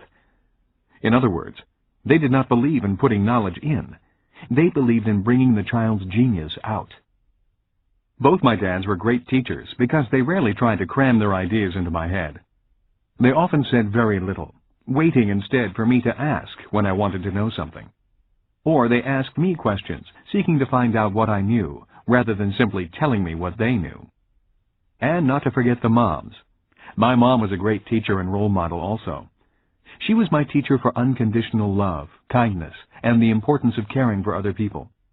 I once heard that boys marry women just like their moms, and I would say that is true for me. My wife Kim is also an extremely kind and loving person. I did not know my best friend Mike's mom very well. Yet the times I was over at their home, Mike's mother was also very kind and attentive to what we were doing. Although a very private person, she was always interested in what Mike and I were learning at school and in the business. I could tell she was a great life partner for Mike's dad. Although I did not know her very well, I learned from her the importance of listening to others, letting others talk, and being respectful of the ideas of others, even if they clash with your ideas. She was a great communicator in a very quiet way. Lessons from my mom and dad. The number of single-parent families I see today concerns me. Having both a mom and a dad as teachers was important in my development. My dad would often say, "True intelligence is knowing what is appropriate rather than what is simply right or wrong." As a 6-year-old boy, I learned from my mom that I needed to be kind and gentle. But when I found myself constantly confronted by bullies at school, I also learned that I could at times be too kind and gentle. I hated being called fatty and Dumbo. Consequently, after talking with my dad, I learned to be strong and to stand up for myself. But there had to be balance. My father told me that many people live in a black and white world or a right and wrong world. Many say, don't push back, and some say, push back. The key to being successful in life is, if you must push back, you need to know exactly how hard to push. When I got pushed or put down, I learned exactly how hard to push back. Knowing exactly how hard to push requires much more intelligence than simply saying, don't push back, or push back. My dad would often say, true intelligence is knowing what is appropriate rather than what is right or wrong. I think today we need to be more intelligent with our strengths and our weaknesses. It used to be when I was a kid, and I got angry with another guy at school. We would begin to wrestle, get tired, and then the fight would be over. The worst that happened was an occasional torn shirt or bloody nose. Today, kids get angry, start thinking in the less intelligent right and wrong mode, break out their guns and shoot each other. We may be in the information age, and kids may be more worldly than their parents, but we can all learn to be more intelligent with our information and our emotions. We need to learn from both our mothers and fathers. Because of so much more information, we need to be that much more intelligent. Rich Dad's Rich Kid, Smart Kid is also available in paperback from Warner Business Books.